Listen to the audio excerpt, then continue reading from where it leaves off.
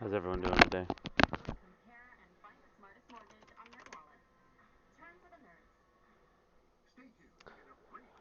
Good morning, everyone. I figured I'd do a live stream while Astro's sleeping. Give everyone something to come in quick. Everyone's having a good day.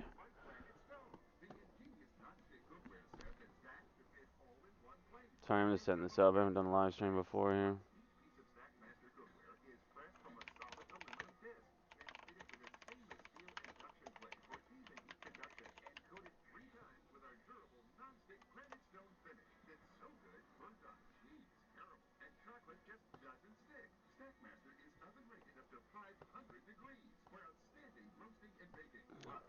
Let's see here. If you guys want to come in and talk, just like Astros, I'm in the same Discord channel, so want to come be friends? Check out there.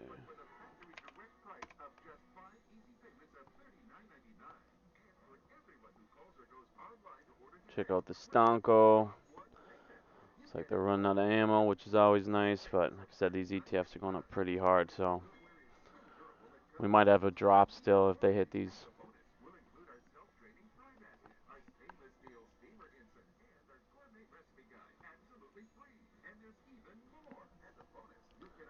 A rock in here.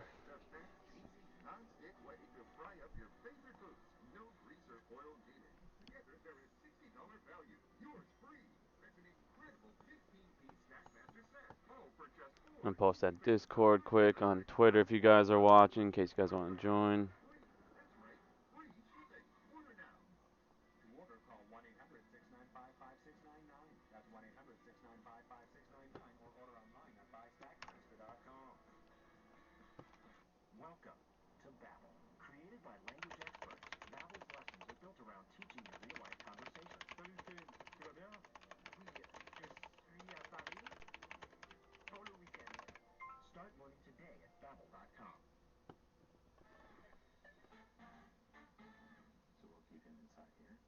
Jay Brown, let's go. What's up, buddy? How you doing? Yeah, I called the Astros cell phone like 16 times. I don't know what the hell he's doing. Let's try and call him again quick on.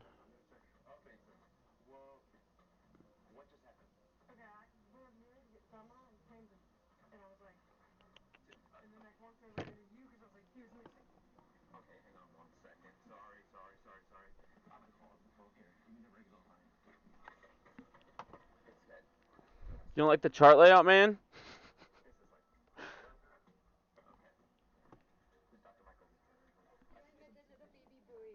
This baby, what's he doing?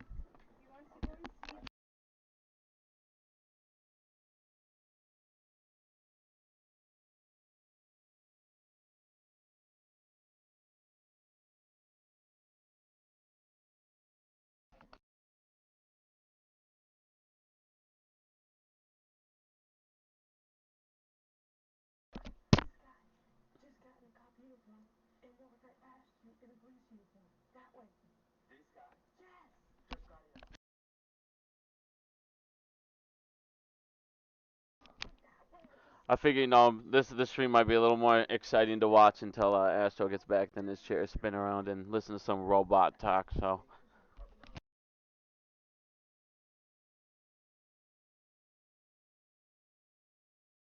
yeah, we need buying volume right now. Like I said, they don't have very many shorts available. So if we get some pressure, we could see a nice boom boom candle here.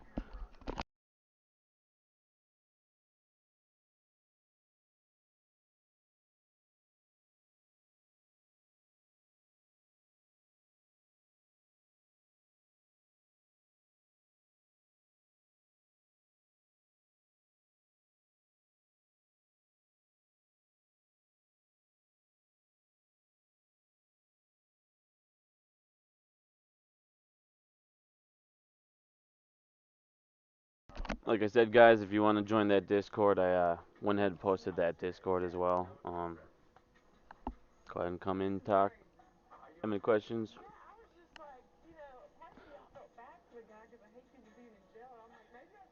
Could jump up in the Astros thing. There's just so many people in there, they just wouldn't stop talking.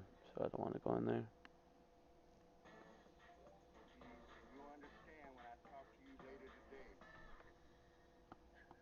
What's up, Keith?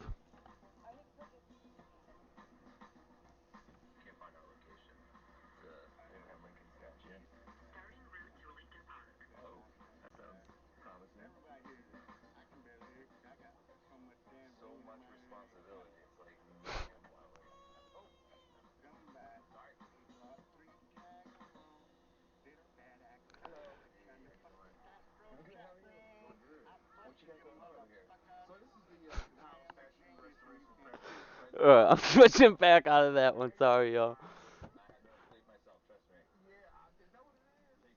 Yeah, this was knocked the fuck out. I think he went to bed at like 6 in the morning, so I don't see Astro getting up for this boom booms. Oh man, that's funny.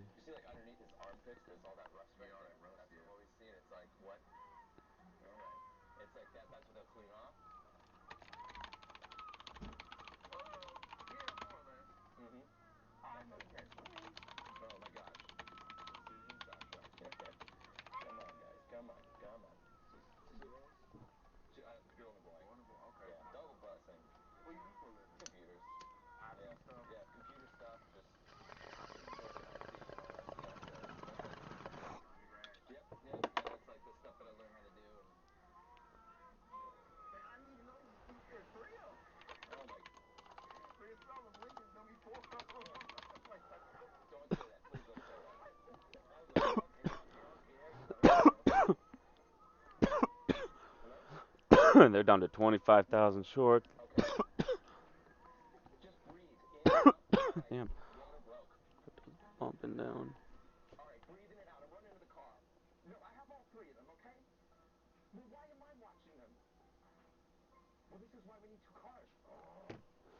Just busted 51. Let's go.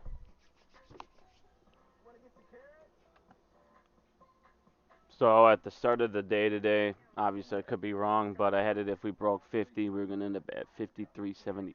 So hopefully we have a good day like that.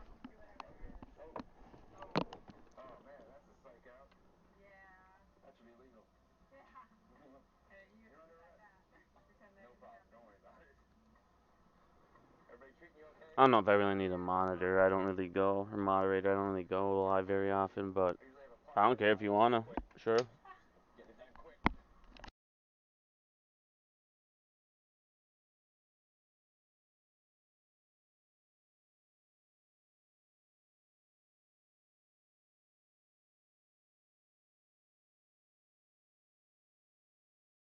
Check out that dark pool quick. Oh, I'm back over 60. Classic.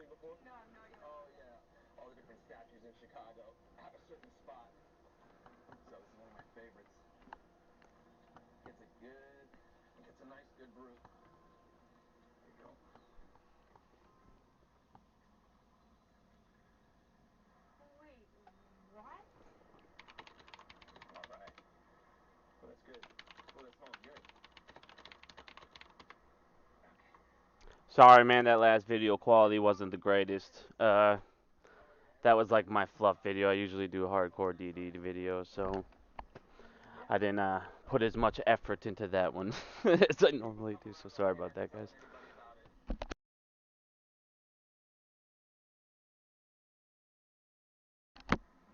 Yeah, he's out pretty good, man. That's why I figured I'd just start a fucking live until he gets back up. So at least, not just listen to a fucking robot talk. I don't know if you guys have any questions. Obviously, do feel free to ask. Otherwise, if you guys want to come talk, just join that Discord that Astro's in. I'm in the same one. I'm just on the same channel here. I'll send out that link one more time. Be up on Twitter if you guys want to watch it or come in.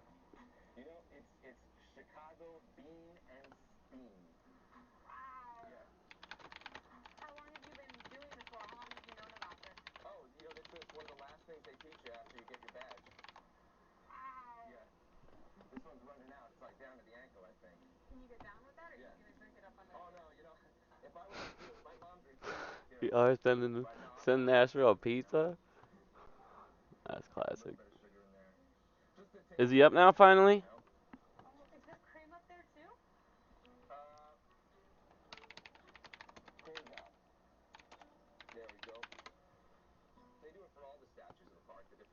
Let's check his ass out here.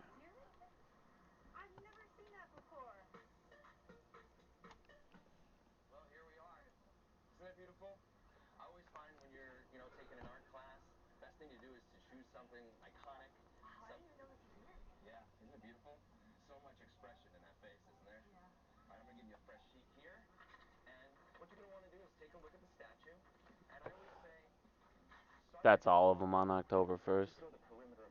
Should be a good ass day, man. That was a big ass red fucking candle. I bet they hit those ETFs finally. More use some of those.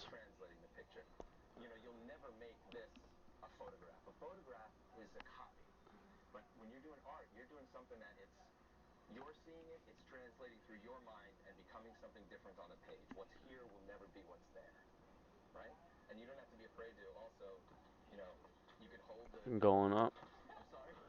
Gotta get out of those dark pools, my friends.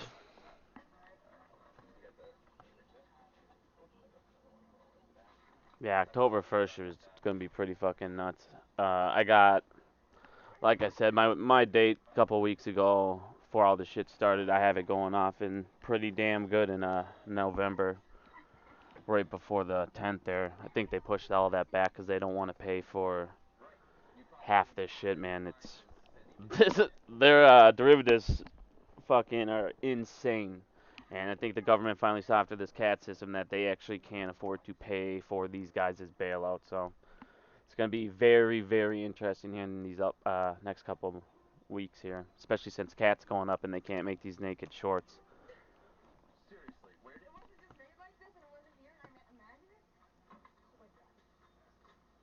Oh, his fat ass is up and walking.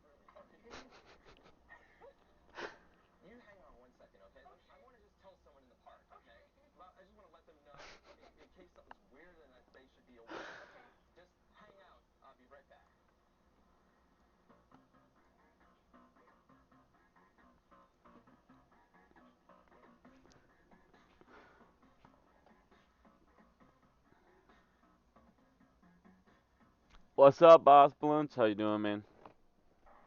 Dude, Boss, get in this fucking Discord, dude. Come chat with me, my friend.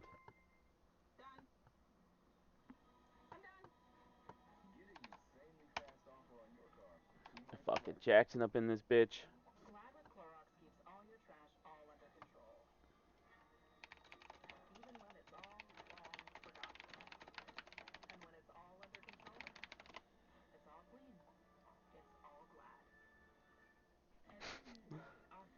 Fucking ass, bro.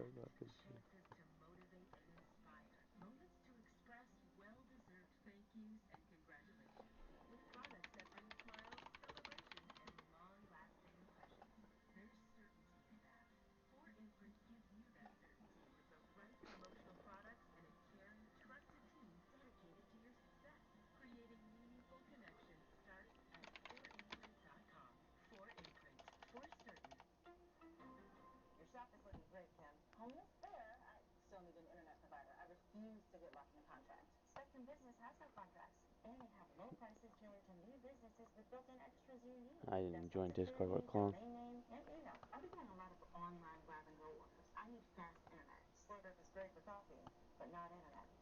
We coming back. We coming back.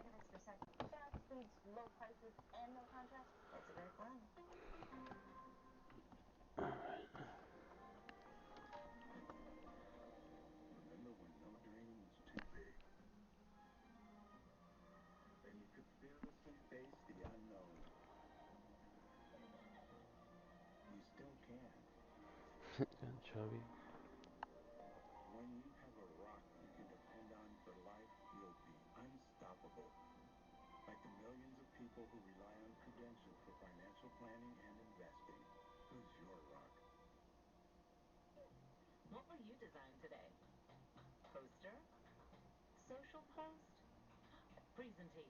I don't know if I should sell in that. Don't know if I'm selling AMC for MMT, but I wouldn't do that.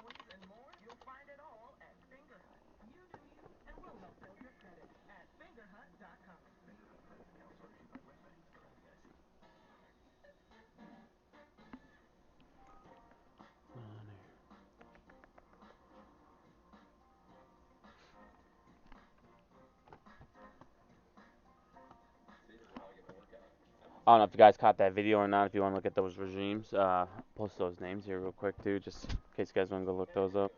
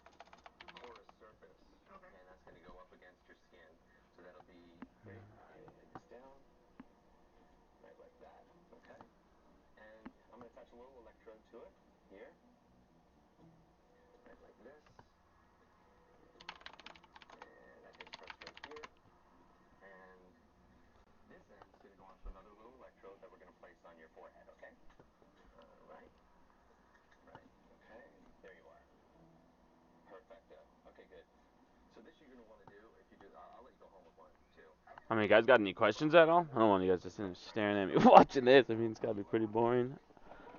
Sorry, I've never gone live before.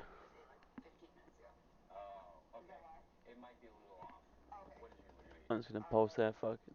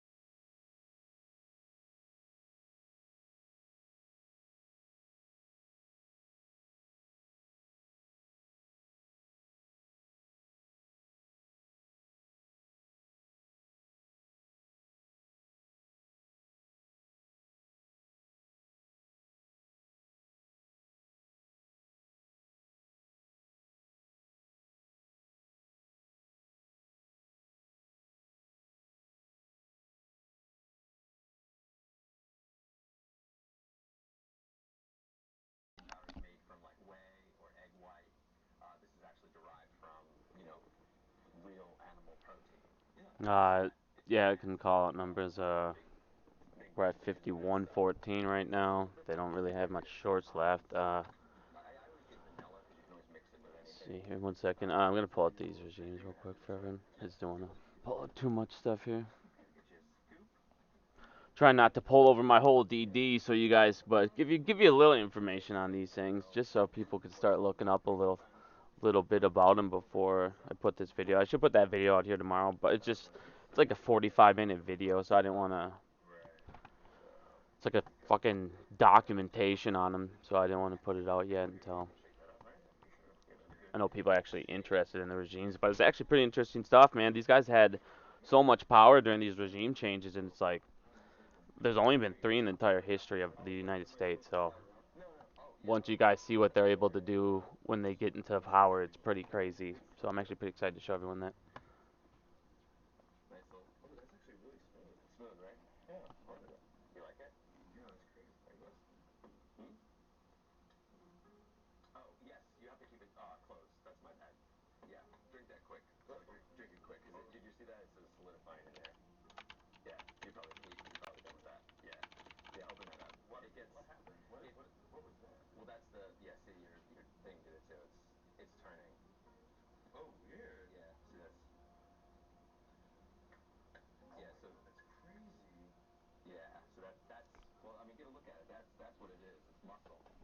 I believe the difference once it's long or short term becomes after a year of holding it.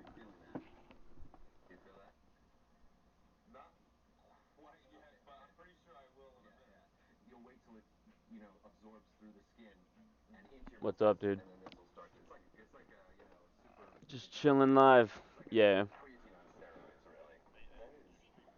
Yeah. Astro was passed out, and I called him like 28 times. And he never answered his phone, so I figured I'd just jump on until his ass woke up. But yeah, I went in there. He finally got up, but I went in on this stream. It was just this robot fucking going rah, rah, like every time someone would donate. I'm like, I'm not listening to this all day. No way. Mhm. Trying to get Boss in here too, and Jackson. We'll see if they join too. Yeah. Yeah, Boss Blunts. He said he'd join in, but we'll see.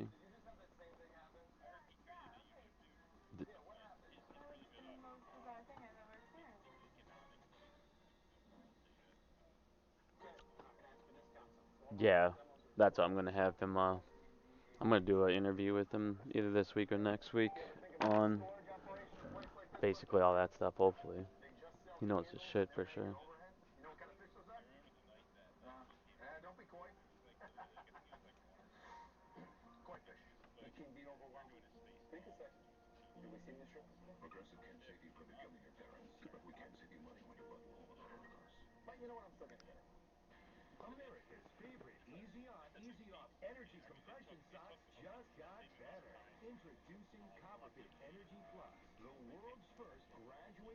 Mm.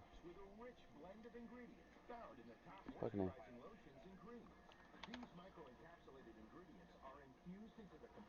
Yeah, I have to check that out for sure, dude. I haven't looked at his stream at all.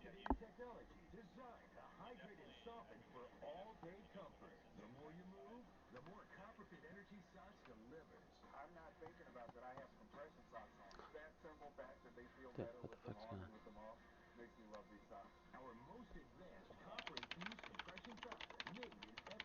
Oh yeah, I'm just trying to log into Wales right now. It's fucking being retarded. Yeah, let's check out the flow scheme.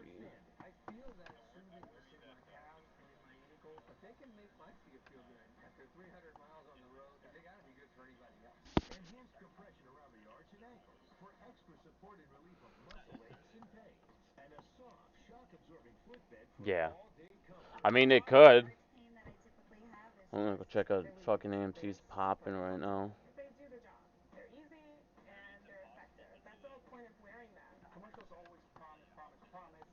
I should pretty fucking.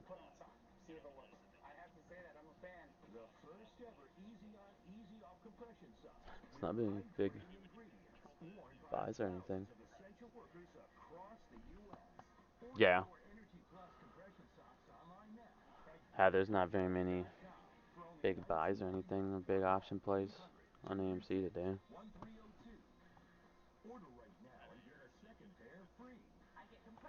Errors? I'm not getting errors. I was just looking at the premiums. There's not very big premiums or anything. They're all like fucking.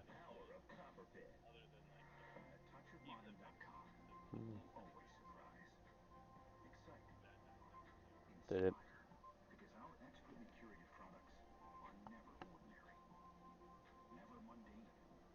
Down we go. I don't know how I feel about them returning all those ETFs. I feel like they're gonna just fucking pound it here in a second.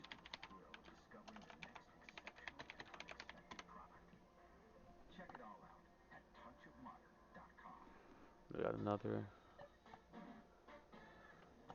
Magic 50K.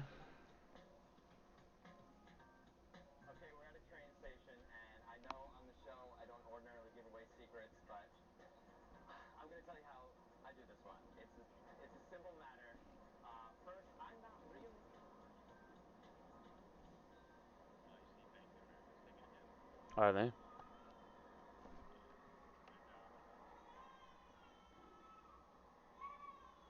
Let's go. That's what we like to hear.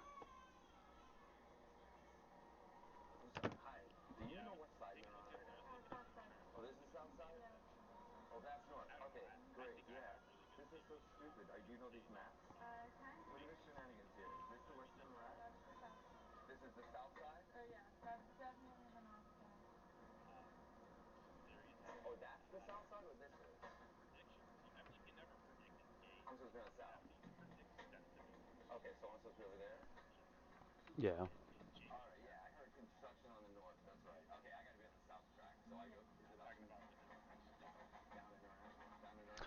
Yeah. They're doing a lot of that crap, dude. Their OTC and their derivatives was ridiculous. JP Morgan's gonna get fucked.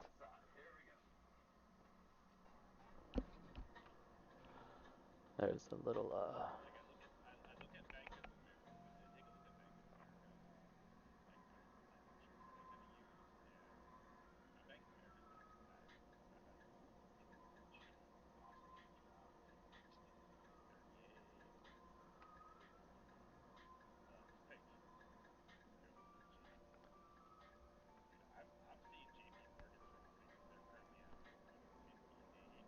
hmm.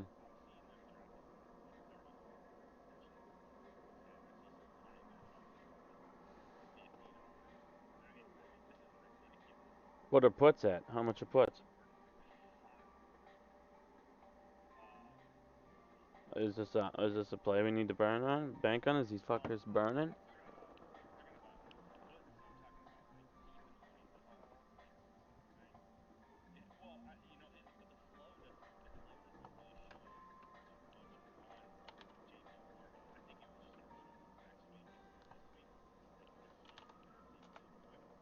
Hmm. I'm just pulled up right now. Not sure. I haven't looked at it at all. Hmm.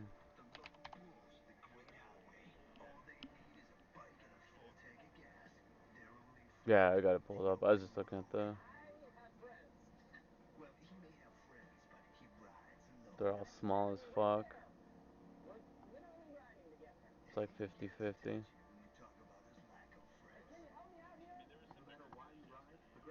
How's there? Yeah, there's nothing on there now that.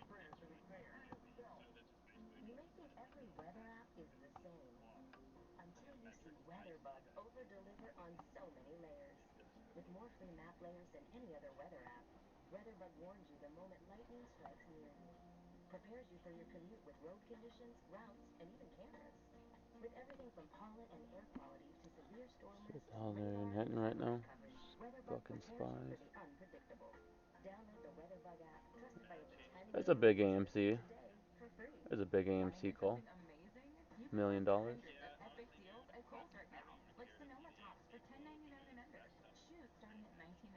Yeah, that's true.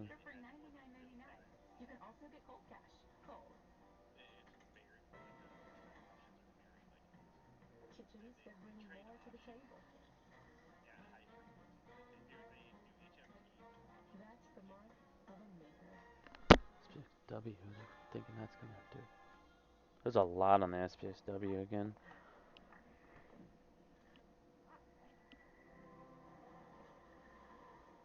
It's like basically what they're all betting on today. Spies.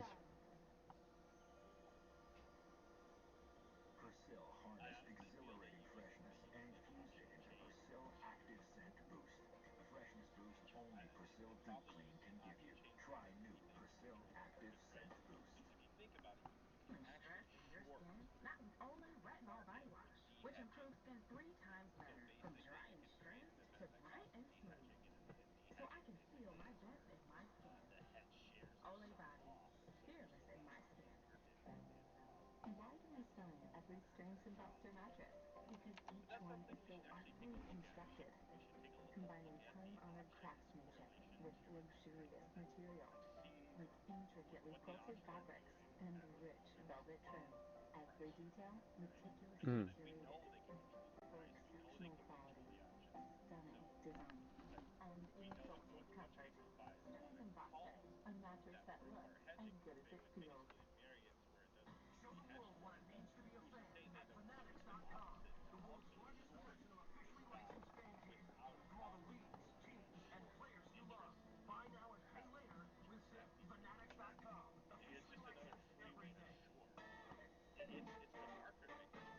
Yeah. Yep. Good old markets. Fucking dude, the exclusions they got is just stupid. And yeah, that's exactly what they're doing. But that's why when you follow the flow, you make those dollars.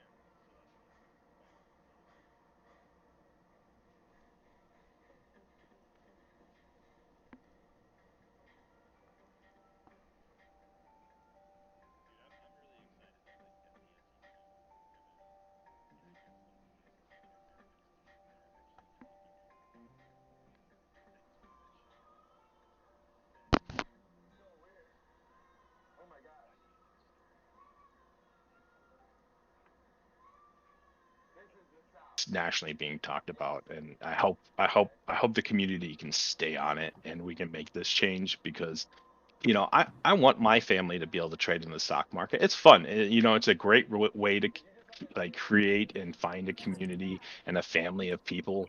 You find people that you normally wouldn't find around the world, in your local area, but you can kind of find this commonality between each other in a stock market. And I want my children to have that opportunity, but have that opportunity in a safer environment. Hey Yep. guys. What's up, man? Hey, AMCBIGGUMS. I watched your latest video, and you said you were working on something else at the end. Did you ever end up like finishing that whole thesis out? Working on something at the end. What are you talking about? The regime video? Hold on, let me go remind myself. I have so many things going on, dude. I honestly don't remember what I would have mentioned in that one. Oh, I think it was oh, I haven't seen any of your new ones, but the cat system, right? Yeah. Um, I think you Oh, you that's been were your last. you Yeah, I were put out trying two to two videos on the you CAT system. yeah. Go ahead, man. Oh, there's a new one. Did you ever figure out if your shares get marked if you move them interbroker, or do the shares you're holding have to hit the market for them to get marked? No, yeah, I talk about it in the second one. They're already retroactive. They went ahead and sent all that Oh, historical data. They're can't remember the company, but yeah, they partnered with the company. I think it was Exley or something like that, and they did all the historical data. so the shares that I'm holding in my account right now are marked in cat already. Yeah. Well, Oh, it's sick. an Okay, cool. auditing system. So you're not gonna start an auditing system with incorrect numbers. Otherwise, it would be what's the point? It already start off incorrect. You know what I mean? Yeah, I mean I'm literally an auditor, so So I can kind of speak to it on the technical side. So currently they have like the OAT system is a database more or less, and as if you're technical at all, you kind of know the evolution of databases out there, the Hmm. different types of databases, and the pros and cons of each one. So this new system, the CAT system.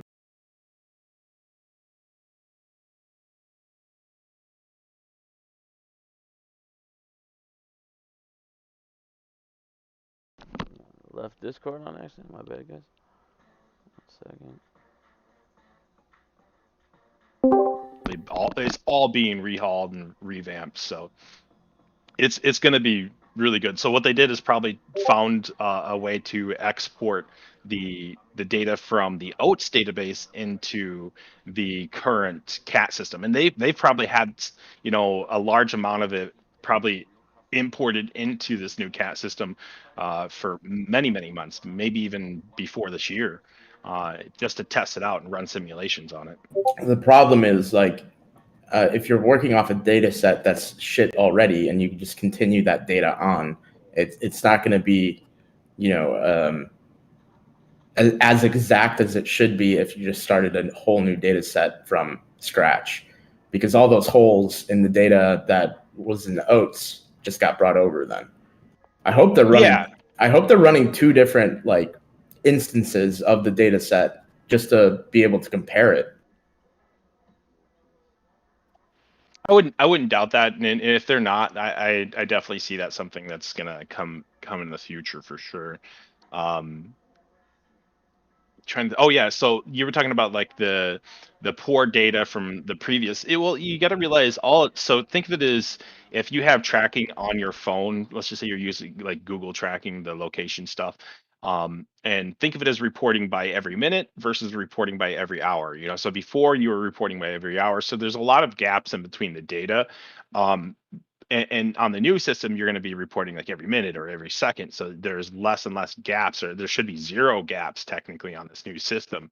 So yes, the information coming in before isn't going to be enough to really do anything, or like, essentially even discover things from the past, but carrying forward, it's going to do a lot. I guarantee you, they probably have certain scenarios that auto flag the SEC enforcement. So when something that's uh, typically malicious or seems malicious, they're going to get an alert. They're going to investigate it right away, and they'll be able to track it right away.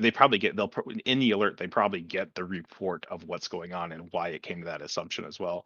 So it's really good. Yeah, I'm pretty excited. Is it going to cause a squeeze, per se? No. What I think it's going to do is it's going to create more of an honest market carrying forward, until something else comes up again, because it's just like cybersecurity. There's always going to be a hole. You just always have to stay on top of things. Yeah, and it makes sense too, because the SEC literally, I think, even admitted that there's so many filings going to the SEC that they can't audit all of them. So the system will assist them with that. I just wonder I wonder what their thresholds are and how they built their thresholds for their flagging system. Oh, I I'm mean, sure it's something. It's based off of previous data, right? They're probably going to go off of previous data of scenarios of actual proven manipulation, and oh to yeah, see if that's recreated. And it's going to be something that's going to be evolving. They're probably going to get so many false positives or even false negatives as well. So it's something that's going to always be fine tuned. And like I said, as technology evolves, strategies evolve, and we'll probably see different tactics, something, things they have to add to the system as well. um, the SEC is something we should constantly provide funding and support, because they always have to be on top of the A game, because if not, as you notice, corruption comes in, the market goes into this downturn, and it's going to take centuries for it to flip and be honest again, if ever. yeah. I mean, how many people work for the SEC? Do you know? I got it. 4,200 employees. That's so low. I mean, you have 150,000, I believe, auditors in America only. Right, and they're fighting this golden wall, right? This money pit endless money pit that can fight them legally. Because everything they have to, it's not like they're these renegade cops, 21 Jump Street, where they can kick down a door and say, get down on the floor and start shooting people. But it's all handled in the courtrooms, so it's a different fight than what most people perceive. Yeah, I'm sorry. By the way, it's 1.27 million in the U.S. That's insane, like comparatively. So yeah, I mean, this should help them, give them some more fighting power. That's for sure. And I'm gonna do a shameless plug here, guys. So I'm Wired on Twitter. I also have a YouTube channel, The Wired Ape. My most recent video I released this morning, I think at 6:30 Central. It's my interview with a White House official, a former White House official, and basically we talk about the discovery we found on market manipulation and how the price is being suppressed using payment to Whoa, order flow and all you that. talked to Steve Bannon? Oh yeah, dude, he's pretty cool. Holy fuck! The whole group, they were super supportive. Um, they definitely give you a platform to talk, and they listen and they interact and they get very involved with it. So it's a great Alright, experience. the wifey's gonna vacuum quick, so I'm gonna be mute. So you're gonna have to entertain for a minute here, my friend. No problem. I'll be right back. Vacuum is probably code for something. Yeah, he's gonna, get a vacuum on himself probably. Yeah, the wife's gonna vacuum on me for about 15 minutes, so you gotta cover for it because Uber, nobody does it like you. Yeah. Wow. Well, yeah, I just threw you a follow on Twitter. I've never. I don't know if your voice sounds familiar, so I don't know if you've been in here before, but. Oh, dude, I've Biggums and I've worked closely for a very long time. Like, yeah, plus I do a lot of space calls. I'm pretty involved in the community, things like that. I've been shouting against payment to order flow and OTC and the dark pools for many months. So maybe you heard that. Yeah. We went down a rabbit hole yesterday. I just wondering if you've seen all this shit about. Obviously, the overstock thing has been talked about widely, and everyone knows what happens with it. But what I didn't know was that the CEO was literally like publishing letters to the public via overstock.com. And he was highlighting all of these issues in like 2019. And he even made a video that someone tracked back all the way to 2006 that was laying out all the problems of the market that we're all coming to light to right now. And I've seen what? I would love to see that video. You should DM that to me on Yeah. Twitter. Yeah. And then, what are your thoughts? I know a lot about the overstock crypto and the squeeze. The blockchain technology and all that. What are your thoughts on me making a video on it? Is that something you'd be interested in? Yeah, I mean, I think the only solution to fixing this market is going some kind of blockchain way where you eliminate any kind of hidden transactions, because that really is the most important factor, I believe, that blockchain gives you, is it's all public. So here's the thing with I was actually gonna make a video on this, because in this current situation, and people might get salty about when I say this too. In this current situation, the people that control the market, I'm talking about Virtue America, Citadel Securities. These are clearing broker dealers that also have their own market makers and dark pools, in the ATS systems. And every manipulation tactic that we see to control the price and control the market is 100% legal. 100% legal, right? I have not found anything that's illegal yet. I'm talking about including synthetic shares, right? And these naked shorts per se. And it's a lot of these naked shorts, in a sense, are synthetic shares that are just shorts, right? They're shorts sold by the market maker that don't have, their title, their they basically are FTDs, right? So like they don't have a share to back it up. They're synthetic. So they can create these legally, because they have a responsibility to provide liquidity to retail no matter what. And so that's why they can, create these 100% legally. And plus with the ability to manipulate the market, yes, we can kind of, squeeze, but we're squeezing off of actual honest shorters, right? People that actually have to return these short shares. And where we can only truly 100% squeeze, I'm talking about these synthetic shares. The only way we can truly, truly squeeze and get rid of all these synthetic shares is by doing a crypto dividend, a block, not necessarily a crypto dividend, a blockchain dividend. Because what happens is this blockchain dividend requires, because it's not a cash dividend. It requires every single share to be basically, counted for. You need an actual real share for every single share to be able to do this.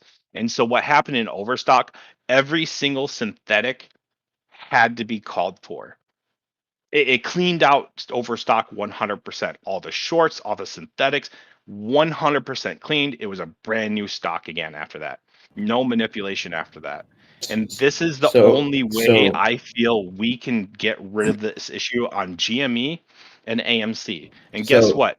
GME and AMC already knows. They already know this is the only way it can be done. Thus, AMC getting into blockchain. Thus, AMC working, deeply into this blockchain. Thus, GME getting into blockchain. Thus, GME getting into NFTs. They know this is the only way. Otherwise, you're going to end up in like some sort of Tesla squeeze type situation, which is controlled squeezes, and they're still milking retail off of. Like they found Tesla as an opportunity after it did squeeze. So it's just another way of milking retail. Like I said, the only way I feel we can do this is with the blockchain crypto. Yes, we're going to see some squeezing. Yes, we're going to see some parabolic numbers. But if we want to see unrealistic numbers, blockchain. so the overstock thing, I'm 99% sure that they actually didn't get with a crypto dividend. They were trying to, but eventually it didn't Here, happen. I'll see if I can pull it up. I thought it was they tried issuing a nominal, like actual fiat currency dividend, and what happened was they thought that since every single investor needed to be paid, that would show that if certain people weren't getting the dividend, then they would be able to prove that there's actually more shares in existence. Well, what happened was the hype in the stock started picking up because of this, and the price was increasing, and they issued the dividend. And after the dividend was issued, everyone got their money, and everyone was really confused why everyone got their money. And they thought, well, okay, then that proves that there's actually no synthetics. But what the speculation is the DTCC, and there's evidence in this. You could even find it on your own account on your broker. If you have a stock that you've been holding that's issued a dividend, the DTCC will just go into their own bank account and pay you that dividend. And you can see that it's marked a certain way. Like this I'll is read this and it'll payment. explain everything. It's like payment in lieu of dividend is what they mark it as. You ready for this? Okay, I'm going to read it. All right. Blockchain technology, which is the underpinning technology for NFTs, smart contracts, cryptos, etc., is the basis for digital dividend. Blockchain has numerous applications, and without going too deep, suffice it to say its current state is a bit like the internet in the late 90s. The potential applications are massive and only just starting to be realized. I'll have more posts on blockchain capabilities later. I'm just reading a post. In full disclosure, I was an early investor in Overstock's blockchain subsidiary called T0. I've also filed my own blockchain patents to expose fraud that I hope can be put to use someday in the fight against corruption in Wall Street. A blockchain digital dividend like Overstock's OSTKO trades much like any other stock or like other cryptocurrencies and digital assets for that matter. Overstock issued its I'm sorry, Overstock issued it as a preferred share of equity in exchange for 10 shares of common equity. So while normal cash dividends can simply paid out by shorts, a digital dividend cannot. In effect, force shorts to buy back and cover, which triggered a share recall. This is a powerful force in GME's arsenal to, because this guy was talking about GME, and GME's arsenal to force Mayo Boy and the friends to start buying to cover as well. Another important wrinkle is that the preferred equity could not trade initially for the first 6 months due to the SEC regulations, which basically made this crypto dividend this blockchain dividend, you couldn't buy it, right? Like, so basically it prevented these shorts to be able to go and buy these crypto dividends and then just give them to them. The only way you could get the crypto dividends is by having it issued by Overstock. So no matter what, they had to cover to have it get created to be able to cover it, right?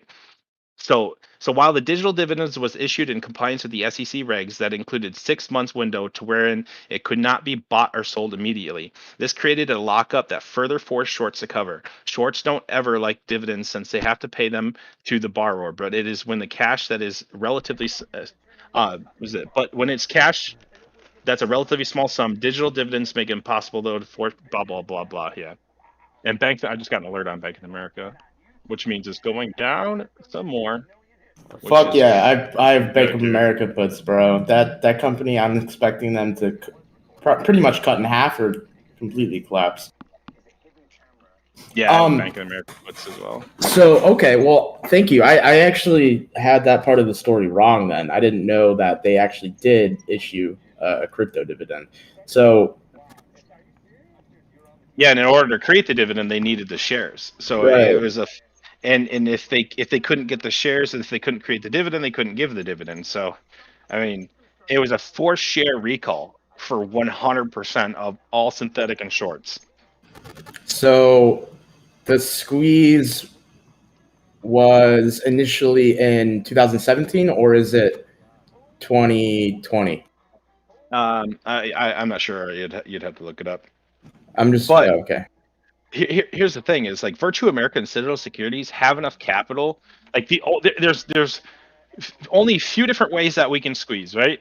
I feel they can control the market enough to where that they can kind of prevent certain things like gamma gamma squeezes through delta hedging still, and there's a lot of tactics because like they can still suppress buying pressure in the dark pool, so the price doesn't go up unless retail just smartens up and everybody makes their orders direct to like the Nasdaq or NYSE.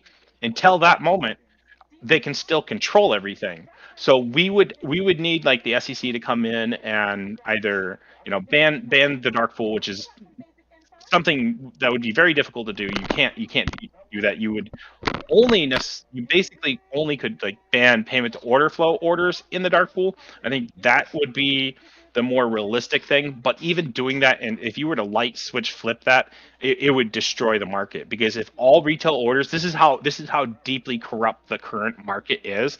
If you were to flip the switch and all retail orders were to hit the market would go nuts. Nobody would be able to predict the market. The volatility would be crazy. So essentially what's going to probably end up happening is they're going to taper retail orders into the lit market at a tapered pace until it's 100%. But I feel if they keep payment to order flow, which they shouldn't, they should get rid of payment to order flow. They should get rid of the second OTC market, and they should regulate dark pools more, because dark pools. What's the bad part about dark pools? Yes, they do have a purpose, but even beyond market makers manipulating dark pools, we're talking about industry whales. What happens is they sneak in on a stock, right? They know something's going to happen. They sneak in on a stock in the dark pool. The price barely goes up, and then they pump it, or they get the news and pump it. And what happens is they pump it up. Retail gets the price up, and then once the price is up, then they exit, right? And that's why we're seeing this giant pump up in the actual overall stock market, right? They're exiting it. Every time they pump this up, they're exiting as retail traders buy, right? The price keeps going up. They let it keep going up nicely, but they exit at the same time. They're getting ready for this crash. They're moving their stocks from like blue chip overinflated stocks to somewhere else, like gold or crypto. The next pump and dump scheme. or a low like low volume tech stocks, like the up and comers, right? These small companies that have room to build that aren't overinflated yet, and that's where they're moving, and that's why we're seeing like big squeeze plays. That's why we're seeing like these smaller companies moving up, and in the next month we're gonna I think most of the whales have exited their blue chip stocks, right? And now we're gonna start seeing the dip because they've exited. They know retail is either gonna pull out or they're going to diamond hand it. And if any retail trader out there that is heavily invested in blue chip stocks and the price is dipping, if you can afford it, if it was me, I would just hold. If it depends on how far down I am, how what my hedge is. If I'm hedged on the other side, but overall, if you get too deep, the market will recover. It just takes time. It just takes time. Just be careful, guys. I had a question about that. Do you think, since everything's so leveraged, do you think it'll recover to the point it is now? I It's think gonna take a while. Yeah, I think in the short term, no, but in the long term, yeah, it will recover. The market has always recovered, right?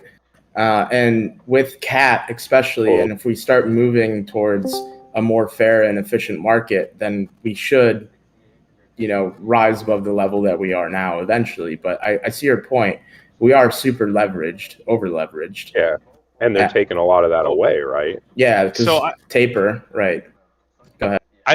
I think with the CAT system and market correction in the next year, we're gonna have a really volatile market. It might actually just be it might be a fun market, right?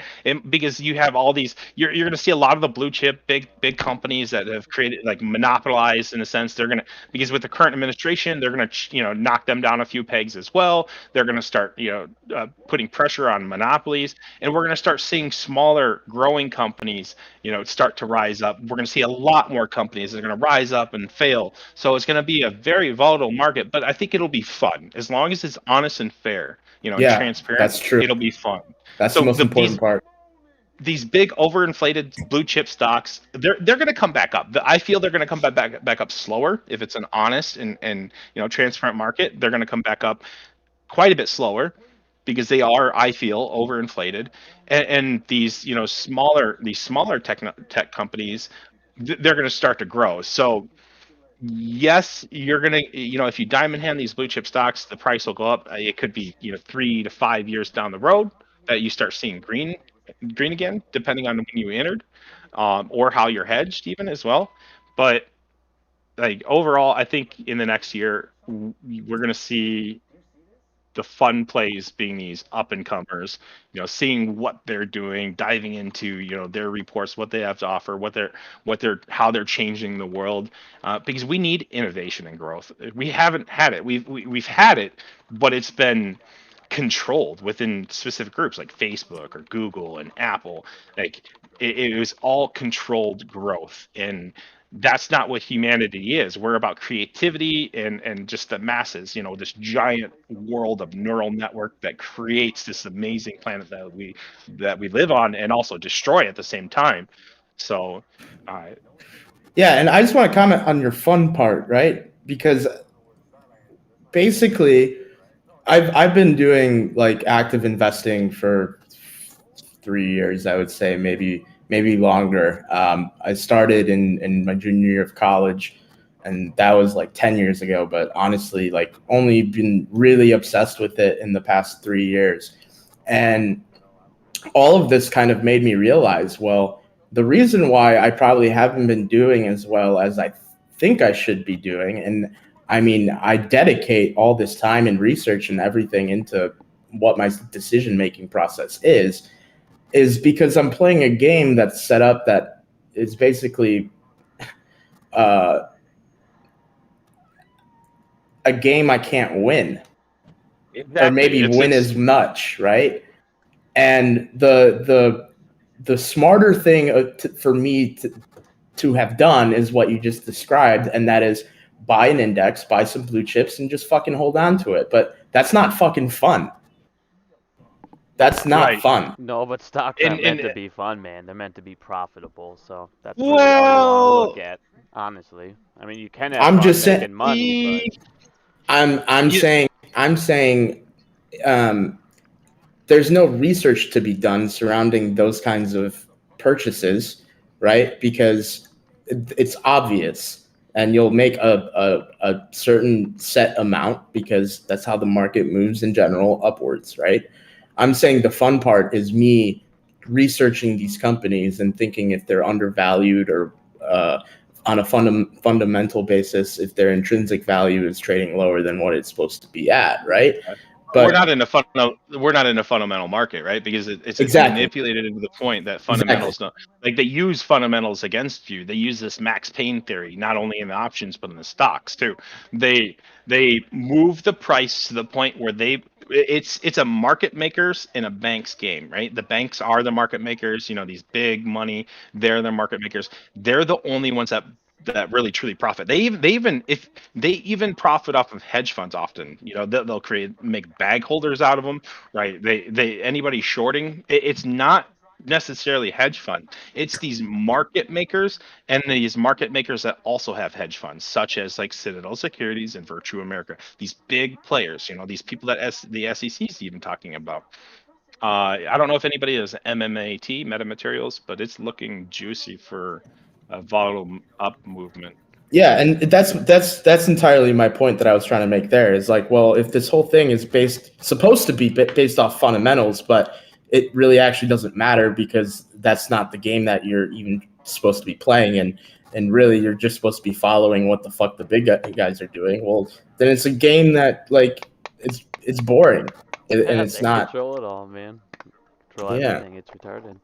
That's yeah, it's why all these fucking new phases and stuff, like I said, they were able to control this stuff before unsupervised, and they could make those ISDA contracts so they could do this stuff unlimitedly, and it wouldn't cost them money. They'd actually make money off making these contracts. So it's like that's why those OTC market got so out of control. Nobody was watching them. The central banks are basically in charge. Like we were saying, it's a central bank regime. So they own the DTCC. Basically, anytime that they're getting a fine, they're basically fining themselves for face, and then they're giving themselves the fine right back. So it's like yeah, the whole market is completely fucked right now. yeah. Yeah, and that's really the essence of. I mean, I don't want to get on this subject, but like the the deep state running shit. Yeah, I mean, before, like I said, that old system was just pathetic, bro. Cause like obviously, it was designed when everything was done way slower, more on hand. The internet wasn't as fast. You didn't have all this high frequency trading like now. So it was like the fact that it wasn't updated with it, they could do so many rules that, like exclusions as market makers, where they didn't have to report stuff that, or they could delay reporting. That it was like, dude, and it was all legal. It's just so stupid.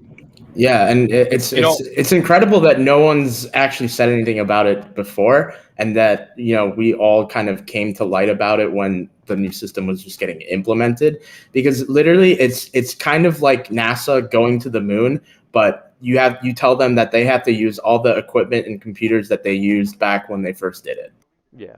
So Yeah, I, it's th- a, I feel there's a way that the SEC can actually fix a lot of this technology front running. To be honest with you, using the CAT system, Gary Gensler, if you're listening to me, Gary Bear, you're doing a good you ain't job. listening But to Gary this Bear, if shit.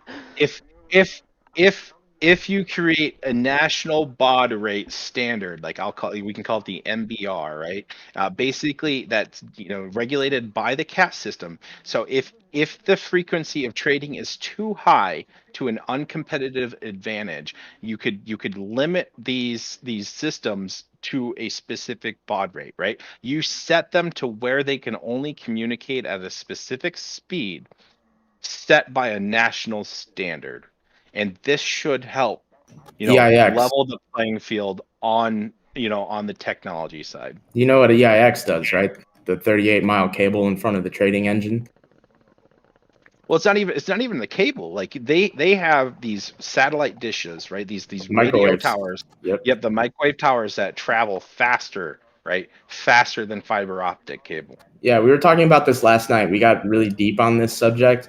and we were saying how, you know, the NYSE isn't actually the market. It's just whoever can get to the market first. So if 60% of, you know, AMC is trading on the dark pool, well, that's the actual market, and that shit, like Citadel is the NYSE. It's not the NYSE. It's Yeah, The, this the OTC flip. market, OTC market it's is the real market. 50%. Yeah, that's the real Yeah, market. it's The over-the-counter 50, market. 60%.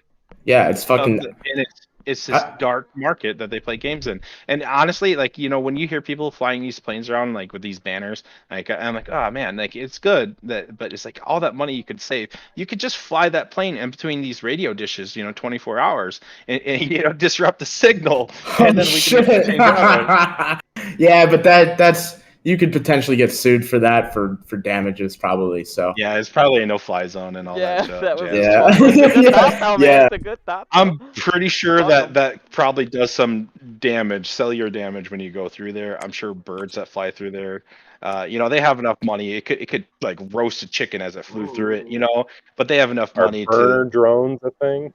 Oh Fuck yeah, yeah, they the are. drone, dude. Dude, did you see that one video of the smallest drone in the world? It's like the size of, like, I don't know, what's a good, maybe like a bee, maybe bigger than that. Hold on, I'll send it to you. It's 80 grand just for one of them.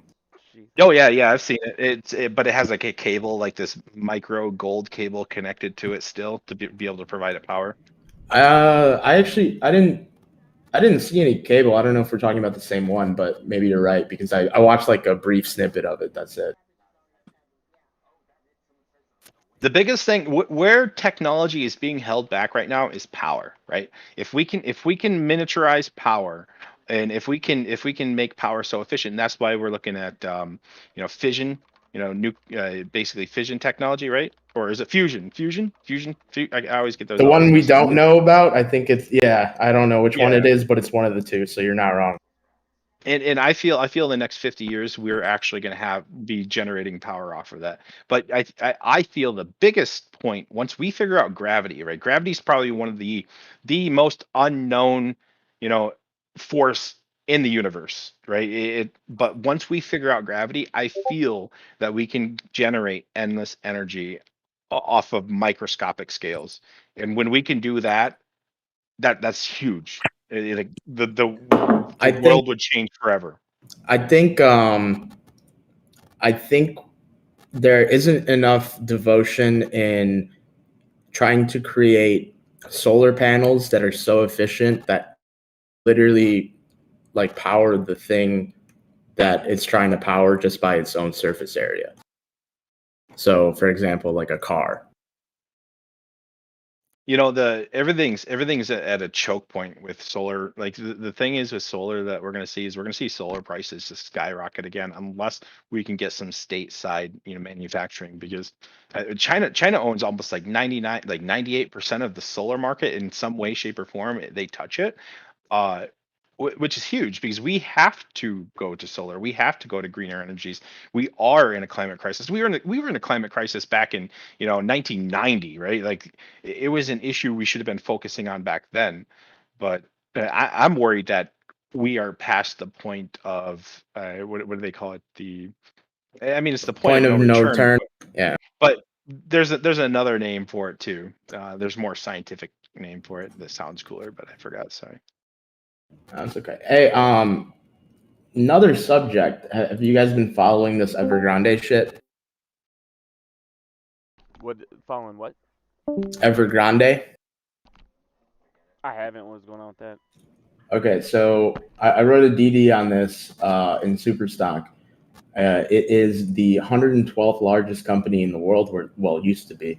It is the largest real estate company in China. And over the past 6 months, they have eliminated $100 billion off of their share price, equity in total, right? So they were trading at $150 billion market cap, and now they're at like 50. And the reason why is because the guy who started the company, it was successful at first, but then he started diversifying in all these different companies that had nothing to do with real estate. Like, for example, he bought a fucking soccer team for some reason, and he racked up $300 billion in debt. And right now they're going through a liquidity crisis, and all of their bonds are trading at like 30 cents on the dollar. and they're I'm already assuming they're a SPAC. You must be a SPAC. no, it's not a SPAC. It's a company that's traded on the Hong Kong exchange, but it China. also Yeah. sorry, it also trades on the OTC. But the reason why it's important is because it's being labeled as, and I would say the same thing just based on what I've been reading, as the Lehman Brothers of China. And I know the next question is, well, what the fuck does China have to do with AMC or us or the US in general?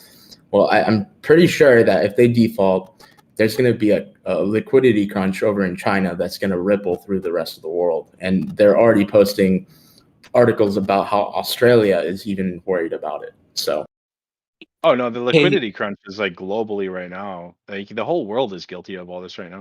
yep. Kurt, when you have time, it can be really quick too. Like it might not take a whole lot of time. I do have a lot to go over. I'd like to go into like a deep DD dive with you on like the China markets and as well as how they correlate with like the American markets and specific stocks within the American market. Sure. What I whenever mean, you have time. may I recommend actually writing those questions down and saving them for when Boss Blunts comes in, because that's a He's conversation. in here. for He's here. Oh, is he? Oh, okay. He just popped in right when you fucking Sorry. said Okay, it. then yeah, perfect. Boss, you're on mute, man. We can't. I think he's on his phone. I don't know what he said. Is it Boss Blunts? Is that what you guys want? How's Yeah. this audio? Is it shitty? There you go. That's better. What's I up, had buddy? already talked about one of the stocks that I've been really looking at. I keep mentioning it in this chat because I've had it for a long time. I've had it since November 2020, and it's gotten all the more relevant since then. From the catalysts that we've seen in China, everything points to the direction, to me, of that stock. What are your thoughts? Can you The stock's ticker symbol MP. MP? Yeah. Look at it in December 10th. I bought 300 shares. So wait, I'm just to make sure I'm looking at the right thing. This is MP Materials, Correct. and you bought it when? December 10th of 2020, I bought 300 shares. But the reason that I wanted to mention this stock is I've mentioned it in this chat before. I kind of just wanted to get your 2 cents on it, but I have a lot that I would have to put on the table. I don't really want to take up a bunch of everybody's time if we want to talk about other stuff. But it's pretty much up to you guys, whatever you think. Let me I'll read about it like right now, but let me just ask you, like, why do you think this stock is significant? Well, one of the big major reasons is because of the market that it's in. The market that it's in is rare earth mining materials, and that market was cornered a lot faster in China than it was in the United States. And you guys were talking about climate. This all kind of plays into that. They were jumping on all of these things before America could even get their foot in the door. They had cornered 100% of the market before there was even a single competitor in the United States. And MP is now that competitor that has come onto the scene via SPAC and has been one of the only ones that actually holds up pretty good after the merger. I think you make a good point there on MP Materials. They're owned 8% owned by the Chinese government, so I would be a little weary there because they could buy or sell at any moment. Well, but that's really a big holding. I think that the price increase, it was down in like the $14 range in 2020, and it's now been trading like around $35 for like this entire year. So it's consolidating sideways and steadily. So it's definitely got a good possibility to move upwards in the near future or in the far future. I'm not sure how long, but it's good so far. This is like the future as well, the future potential for the stock. And to give you an idea even more of how China has the control, I mentioned this also the last time I proposed this stock, was that even though they have the $2 billion facility to mine the rare earth materials there that go into all these things that you can look on their website, China they still had to ship all of their materials over to China because they had no way to refine it in the United States, because all the refineries, again, because they jumped on the scene before America could get their foot in the door, all the refineries were in China. So they would have to ship all of their product there. But now they're constructing a refinery in the US, and they're going to not have to rely on China once that's done. And that's coming supposedly 2022. So that's next year. Hey, Caleb. Yeah. I gotta pop out real quick. I'll come back. I like this theory you have, but I gotta go talk Alright. to Astro about something real fast, and I'll be For back. sure. 1 second. No problem. No problem. Yo, Biggums.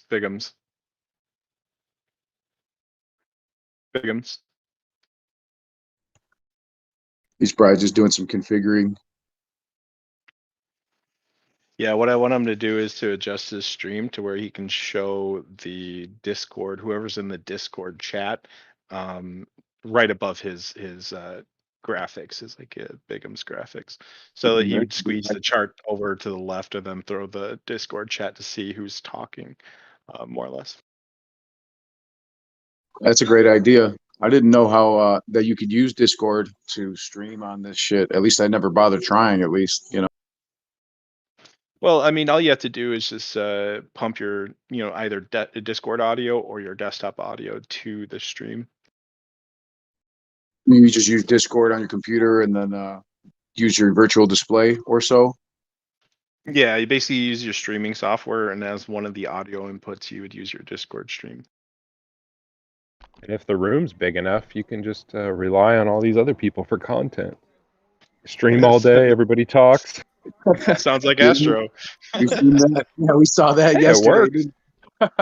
Yeah, No hate. it does work. Like no hate at all, because that's I haven't seen anybody do that before, and that's really ingenious, and that's exactly what the community wants, right? All you guys that are listening, 99% of people, they just want to be part of it, right? They want to be part of something. They want to be part of a community. They want to feel like they're part of something, and that's everybody. That's just the natural, nature of us. And you can talk without Astro's Yeah. Cano chatting. does it. You can talk. Yeah, you can Yeah, talk and without those you can chase calls, participate, like he said. those space calls, there's all the gatekeepers and stuff like that. So these Discord channels are awesome. I still have not done hosted a space call yet. I've been able to for a very long time. One of these days I should, right? Maybe I should christen, my first space call by streaming it live, because I really like taking Q&A from people. That's the biggest thing. I've spent countless hours. I mean, I'm talking about 16, 18 hours a day for the past like 4 months researching the market and stocks and everything. I came in knowing nothing, with the cybersecurity, ethical hacking, programming, database, networking background to stocks and finances. And this is coming from a guy that hated to balance a checkbook, right? Like if I have $100 in there, I'm good, right? When it goes down below that, then I should start panicking and start saving. I came from that mentality, and now with a completely different outlook on the world and the market overall. So, this whole those movement is space just calls, amazing.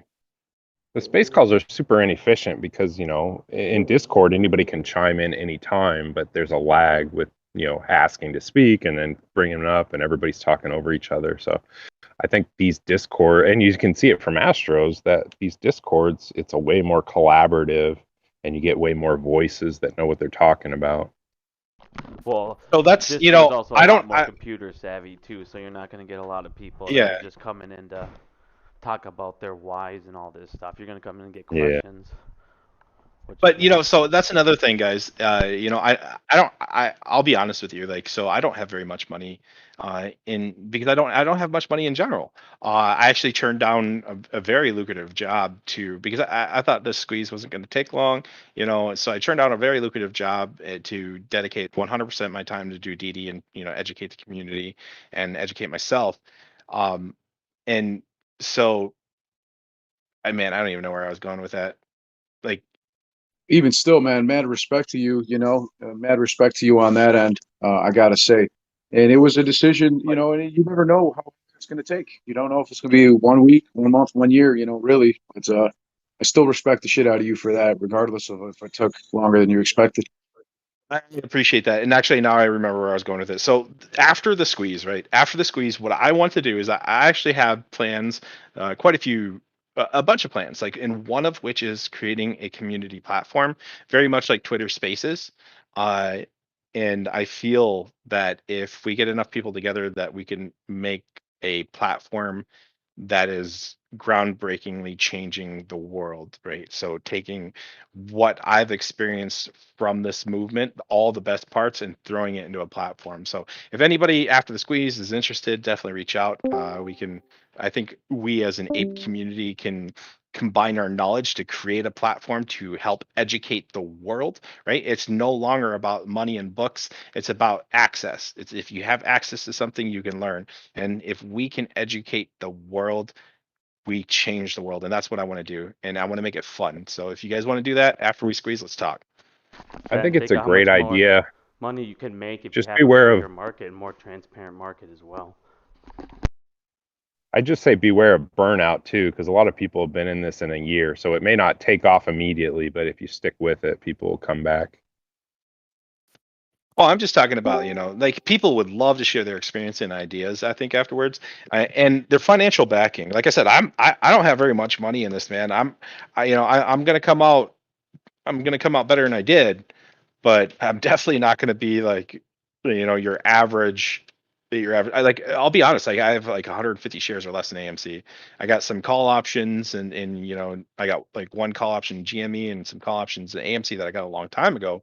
And I didn't know options. Like I learned options enough to make money. I made the money, right? I banked in it, but I didn't learn options enough to keep the money.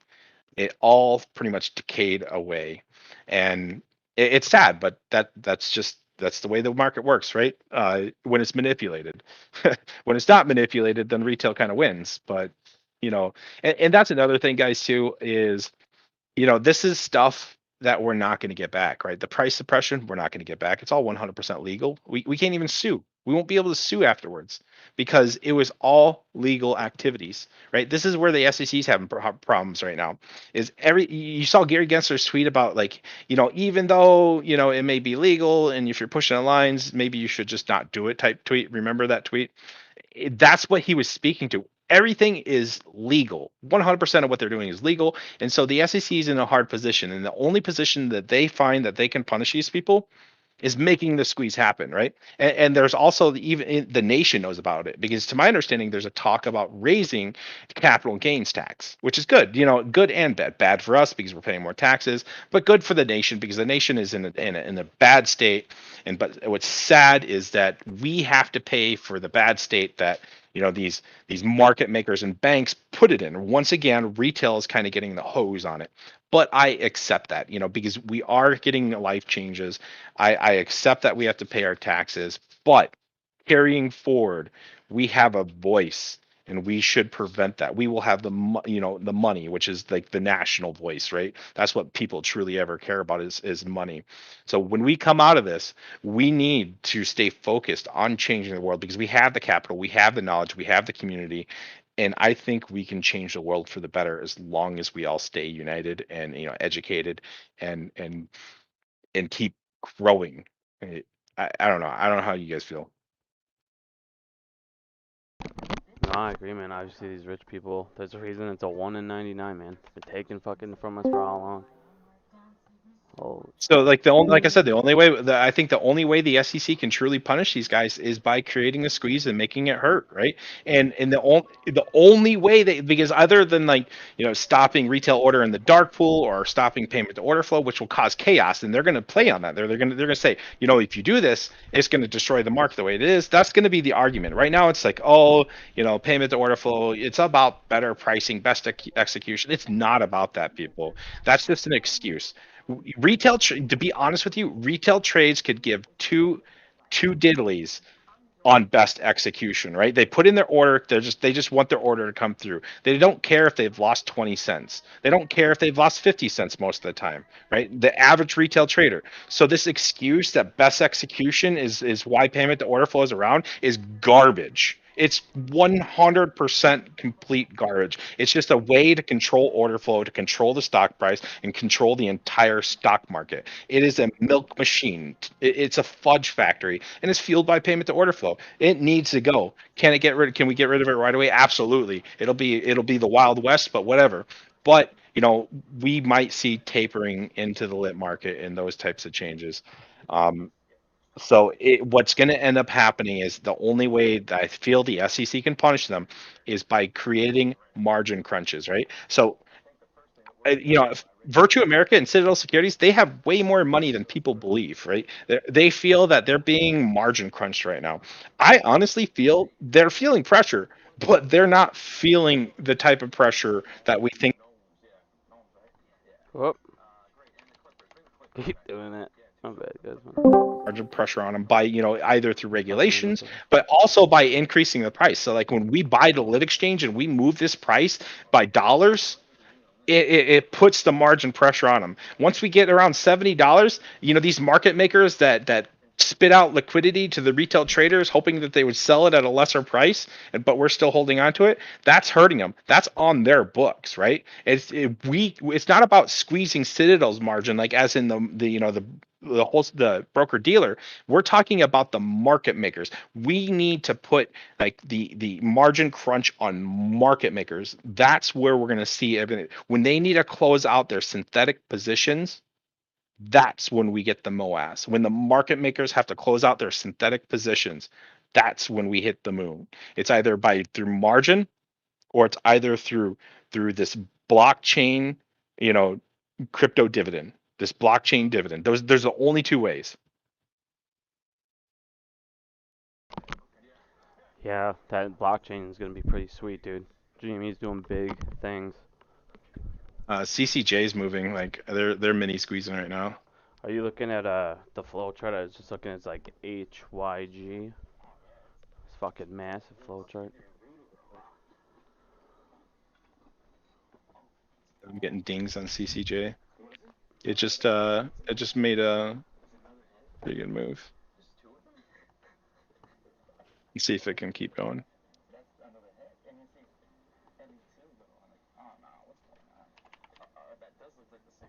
Yeah, look at HYG, dude. Look at all that. It's an insane amount of money getting thrown around. What's HYG again? I don't know what it is, man. I don't know. Let me pull my fidelity over. Start pulling shit up.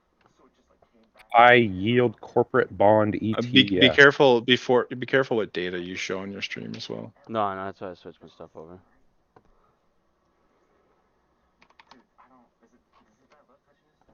Yeah, it's a high yield thing, but there's a lot. Look at that flow chart. What was it again? I'm sorry. Got 2 million, no, 4 2 million. Bullish, Here, bullish, bullish, bullish. Let me pull it up on this chart here. Give everybody a quick update that the RSI on AMC is now at it's about 28. It's the iShares iBox. I mean, there's just was like 12 million thrown It's an in. They're ETF. all bullish, so might be a quick play. Yeah, it's it dropped from 88.06 to 87.92. So they got 95 strikes. I mean, nothing too terrible, but it's a pretty violent stock, just in general. I'm just following the flow. Big whale flow, so this is an alert, my friend. Let's see what like today's showing.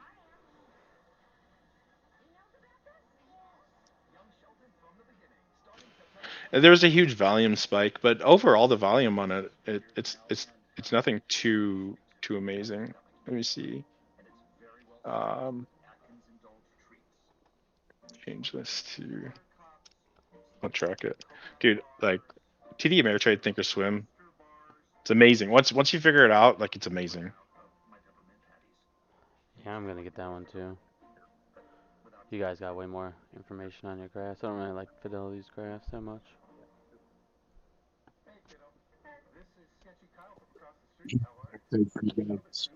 Actually, the SPX index has dropped below that channel yesterday that I was showing of 44.95.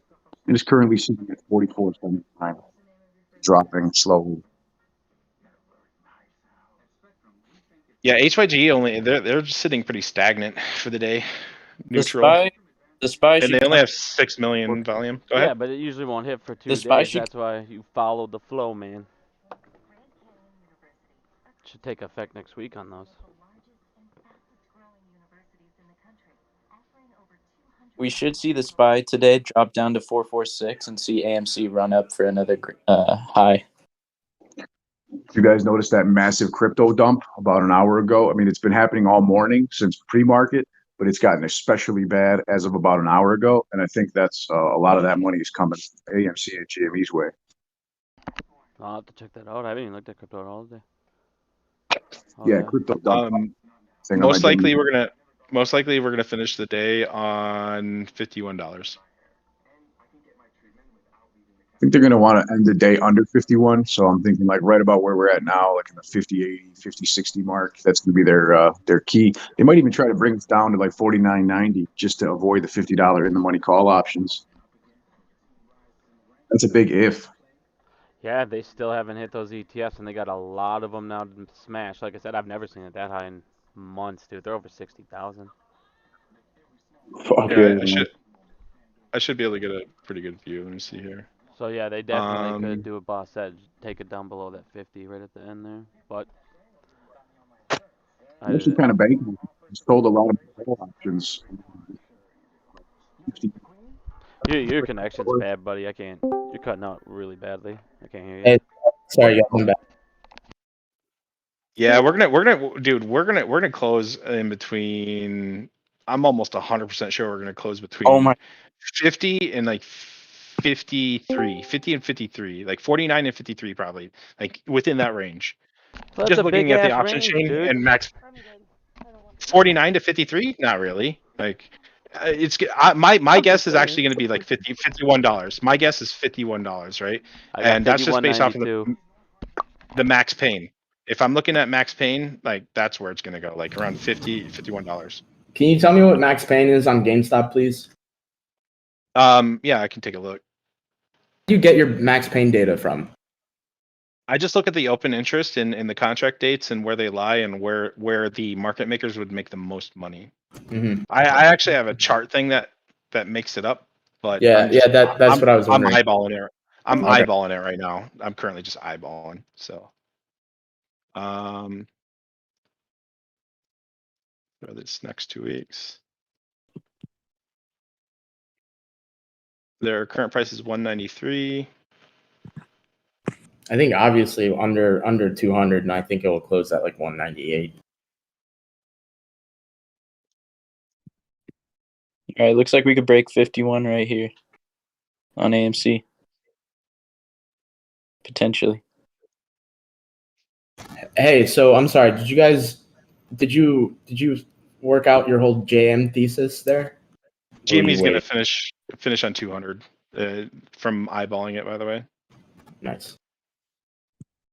200 or less, probably like 190, 200, somewhere around there. I know that's a $10 range, but my more closer would be like 195. A $10 range is okay for GameStop, though. I wanted to mention this is the first time since a couple days ago where we've actually seen AMC and GameStop turn around. AMC is trading above its channels, above VWAP, whereas GameStop's trading below the $195 to $200 channel, which is kind of interesting. I think what they're trying to do is they're trying to force the people that maybe are not completely sure which stock they want to be in and selling that position and getting in on the other one because they're seeing the movement in AMC, whereas they're not seeing the movement in GameStop. So I'm sure they're trying to play that game because they did that a week ago when AMC went down like 8%, but GameStop was going up. To be honest with you, I think some of the market, some of the regulation changes, probably it could be two things. Like either they're trying to change the sentiment on these because what they were doing before, to my assumption, was they were shorting ETFs, which would short these bundled these meme stocks all bundled together, GME, AMC, BlackBerry, blah blah. That's why they all traded the same, because I feel they were able to short them in a different way, other than just hiding short data. Because when you're shorting on the ETF, you're creating a whole new short position, and so it's going to have a whole different short interest and short data.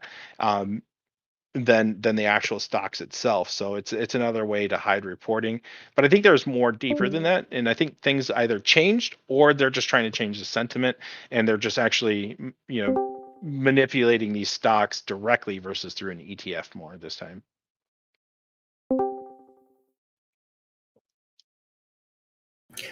Speaking of ETFs, we didn't have any more news coming out that GameStop about GameStop potentially joining the S&P, right? I haven't heard anything about it in a few days. I'm not sure either, but here's these things, guys. Like the hype about joining these indexes and things like that. It doesn't matter because they're all the moves are done in the dark pool. Like that's what they're for, right? That's what the dark pools were for it's for shuffling for indexes or for these retirement funds withdrawing or entering into positions.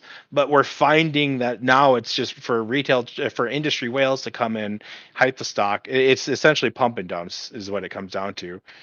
Industry whales, since they have more inside information, they can pay for it, where we can't. And so it becomes this whole pump and dump scheme, and unless you get things like unusual whales, and even then those could be manipulated as well. So yeah,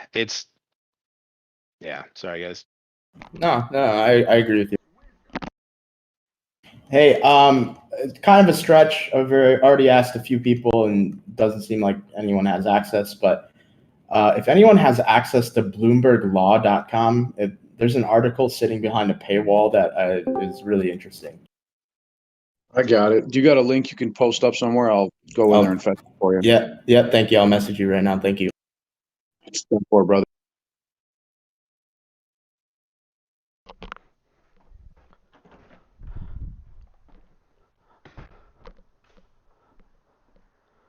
The problem is. Hold up, Biggums. You got a couple of shill bots over here. You got Michael and Titalis over here, pretty much doing a copy paste of this bullshit that these bots like to do. You need to go in there, please, or add me as a moderator so we can fucking ban them from the chat because they're spreading fun. You can actually get bots. I did a lot of research though, but you can get bots you can put in your channel to stop things like that. But always do your due diligence on what bots you put in Discord, because you do open up yourself for vulnerabilities with You're other a bots. moderator, my friend. I just looked over in YouTube. We got some people in there. It's obviously copy pasted information, so you can see what they're doing. Just like these bots. You're a mod, dude. Go do your thing. Go do your thing. Yeah, I got you covered. Oh, I didn't realize we were live on YouTube. Okay, that's what you're talking about, right? Yeah. I was doing a stream while Astro was sleeping. Never done a stream before. I figured I'd give it a try. What's up, buddy?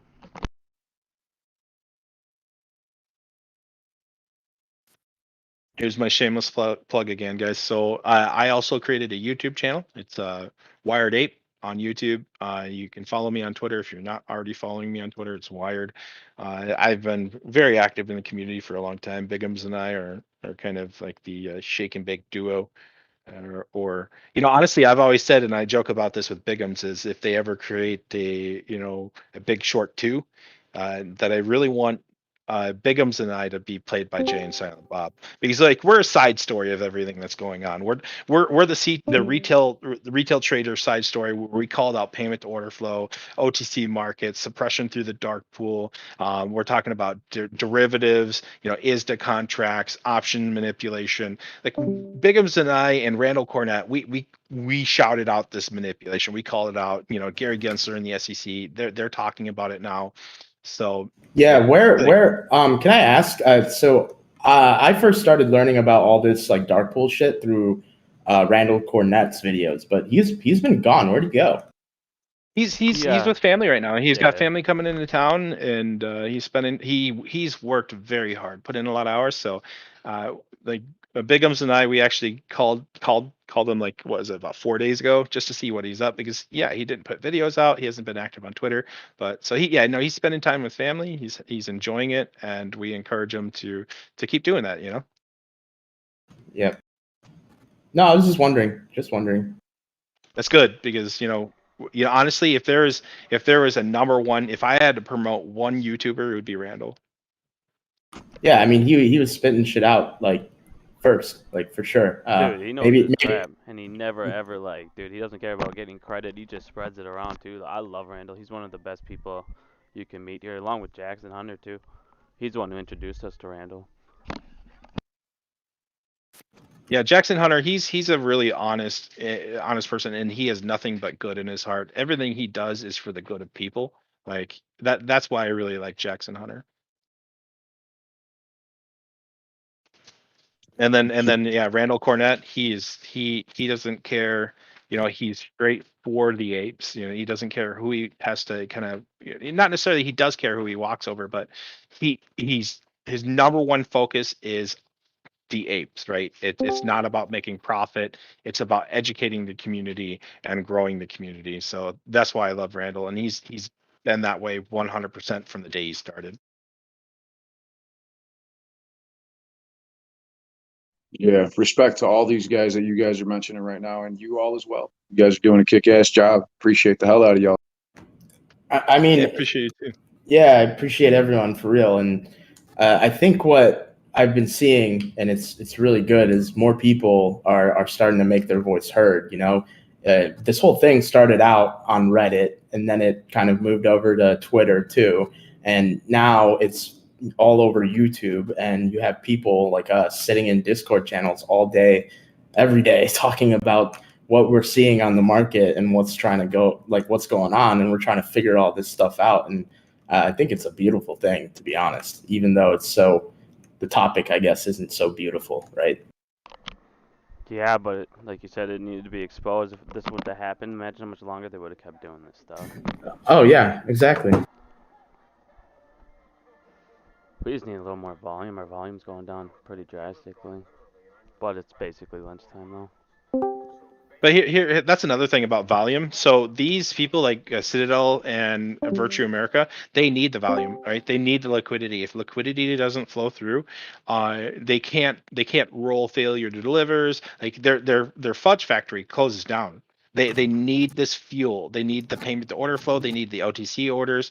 If that stops, they go into a world of hurt. Yeah, like a drastic world of hurt. I forgot to mention this earlier. So, it's clearly evident that to where we are now in both GameStop and AMC is that there's no way of them being able to get out of this, because they're losing on both sides. When there's a lot of volume, like you mentioned earlier, they are required to provide the liquidity onto the market, and legally they can make synthetic shares, right? So in high volume days, they're creating more synthetic shares. Well, on low volume days, there's not enough, I guess, trading happening on the market, and that's when we start seeing all these FTDs pop up. Is because they literally can't find the shares because the volume's not there. So it's to a point where they're fucked. Like they can't win.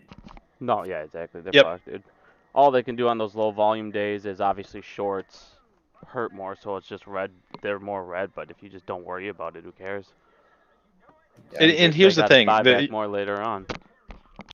when they tank and they get hurt, they're going to be like, so we just did what we were supposed to do. We provided liquidity, and so they're going to ask for a bailout, right?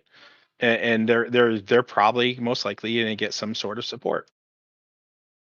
And since they did everything legally on top of that, so now the SEC has to find some sort of way to legally prosecute them, which there might be a way, something that we don't know about. But this is the type of situation that I'm trying to tell you guys is they have to find like this tax evasion from the mafia type litigation against them, because otherwise they can't take them down. Like that's why the mafia was taken down with a tax litigation instead of like their activities that they did in the mafia. They have to find these other loopholes to be able to take these big guys down, and it costs money, costs time, and that's a YOLO in itself sometimes. Yeah, I mean, if we finish over 51 too, we have 102,000 calls in the money right now, so that would be pretty nice. We're almost 50-50 on in the money and out the money. It's Do too you guys bad. Sorry, did, go ahead. did you see that the CEO of Virtue America is actually like he's retiring more or less. He's done with it. And then he actually put a recent video out that I commented on about how he's saying he admits everything. Oh, Bigums, dude, you should play that on your stream. Please play the video on the stream because I think it'll make so many things clear because they admit to basically odd lots causing harm. They admit to the controlling the payment to order flow to them, right? And because they're like, yeah, we're not doing anything wrong. We're doing is providing best execution, Who and said that's this our quick? job. And the CEO of Virtues Oh, America, right? CEO. No, I couldn't remember what you said. I'll send it to you on Twitter. Well, yeah, I could just say quote.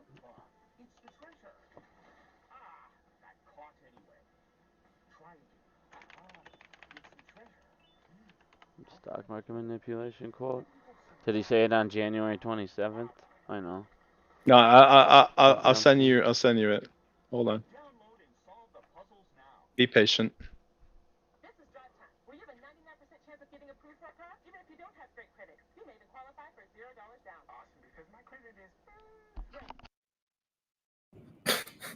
That ad.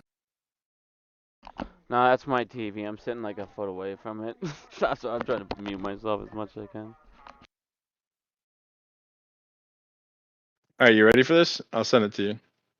What are you sending on? Let me see. This Discord one or is Twitter? for minute 40. I'll send it on Twitter. This is minute 45. Oh, here's a 7-minute one. So send me a direct message. There. AMC about to go up. I'm gonna quote retweet this too.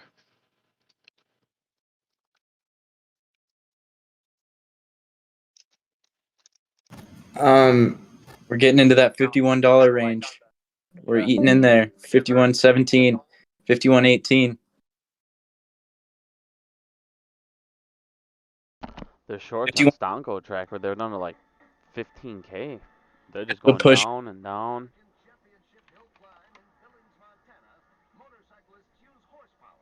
Nah, they're down to 15. They're either gonna have to. They're gonna have to start using those ETFs pretty soon. If they don't, dude, we're gonna go over 52. 51.22. Damn. 23.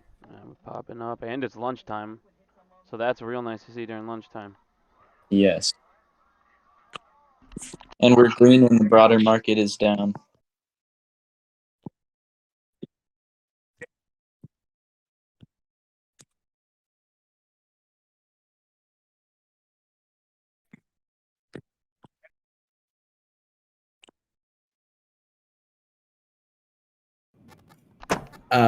Lord, can I ask you a question? It's kind of off topic. Maybe not Sure. entirely, but it's a different topic. So, in a hypothetical situation where a market maker is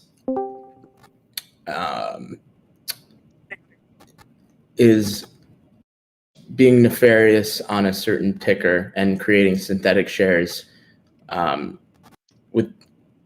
with I guess bad intentions, right? And the company, it's kind of bringing up the overstock situation again.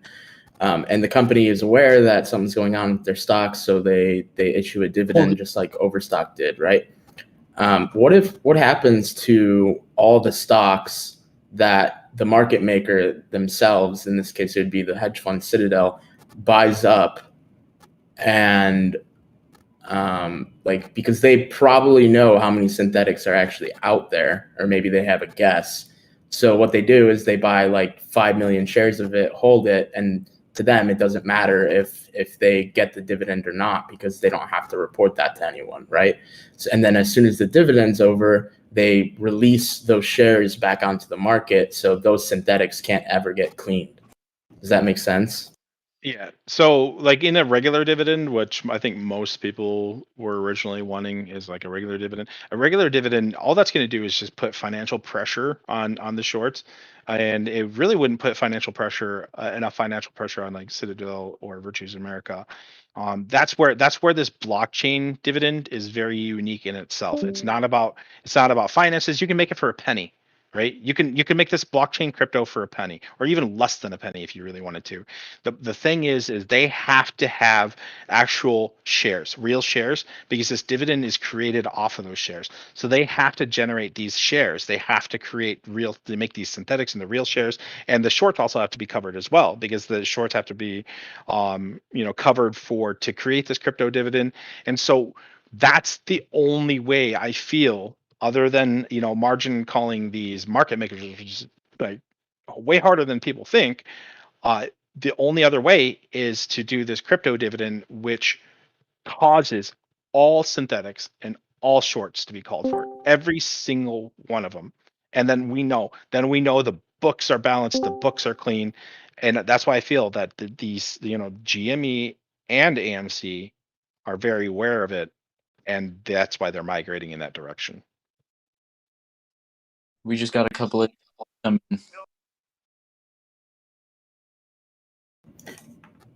What did you Okay. say?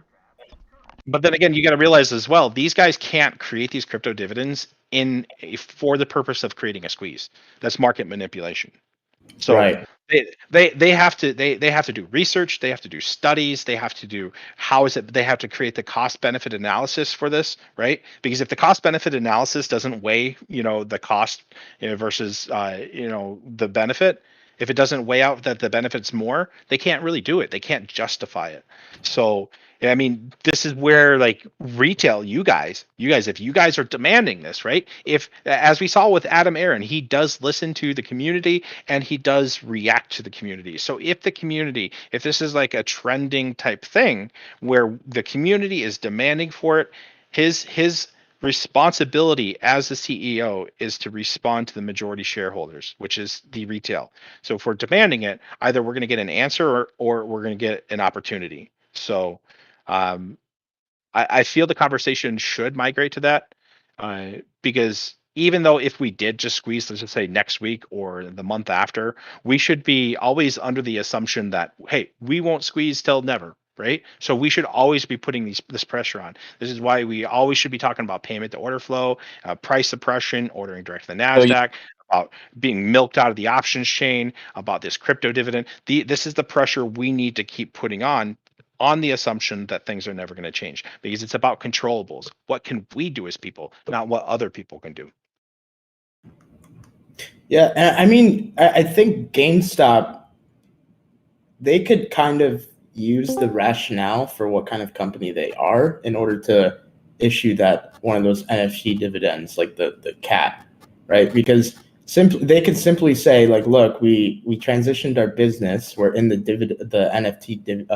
NFT space now, and it could be whatever. Like if they're trying to make themselves into an exchange, which I think would yo, you guys probably. are AMC's breaking out right now. Oh shit. Okay. I mean, they're at 6. They've only went up about 1%. CCJ, they went up almost 2%. So it's not necessarily breaking out, but I mean, it's doing good. It's doing real good for lunchtime, like I said, dude. Anytime you go up during lunchtime, you're jacked. Can't Yeah, I wait. think we're gonna. I think we're gonna hit 55 as a high, and then drift back down to 51. That's just my tinfoil hat assumption. Still got us at like 52 in the night. Maybe a little But over. with the GME's NFT, honestly, what I feel GME is doing, this is all tinfoil hat speculation, not based on facts, just kind of based on an assumption and what's going on and the current technology. I foresee GME using these NFTs as a way to trade used games, right? Your used games are backed by these NFTs. So when you go in to trade your game, the ownership is transferred through this NFT, right? Like all that ledger information. So like you no longer own that game. GME owns it, and then when they sell it, the new owner of this NFT is the purchaser of the game. And I feel that they could back it by some sort of blockchain, right? And in order, a blockchain on the stock that trades on the stock itself too, because it kind of probably will create some sort of reward by trading in your games based on how GME does. Like, so it's this formula, and I feel that's what GME is doing, because they need to revitalize the whole trading in the games thing, because that was one of their biggest. They were most profitable on that, at its highs, and then they were least profitable on it on its lows. Like, that was the joke of GameStop at that point in time. It's like, you trade in your whole arsenal of games in your system, and you get like a $20 gift card, right? Yeah. And I wrote a diligence on that on Supersonic as well. I think a few weeks ago, and that was pretty much.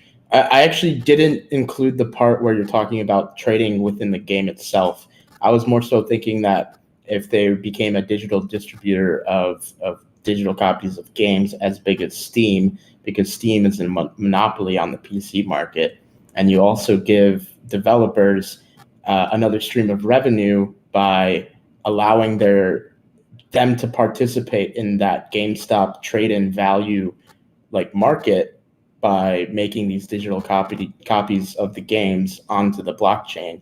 I mean, not only is it a lot more efficient because it's all public ledger, but it's just another stream of revenue. And I think they can really hook developers in with a promise of increase of revenues, as long as it's not cannibalizing their new game sales somehow, which I guess is a counterintuitive point to my point. But I think that's true. That's what I think they could be doing. But the thing with the NFT thing is just giving GameStop some kind of rationale as to why they would issue like a NFT of like a cat to everyone.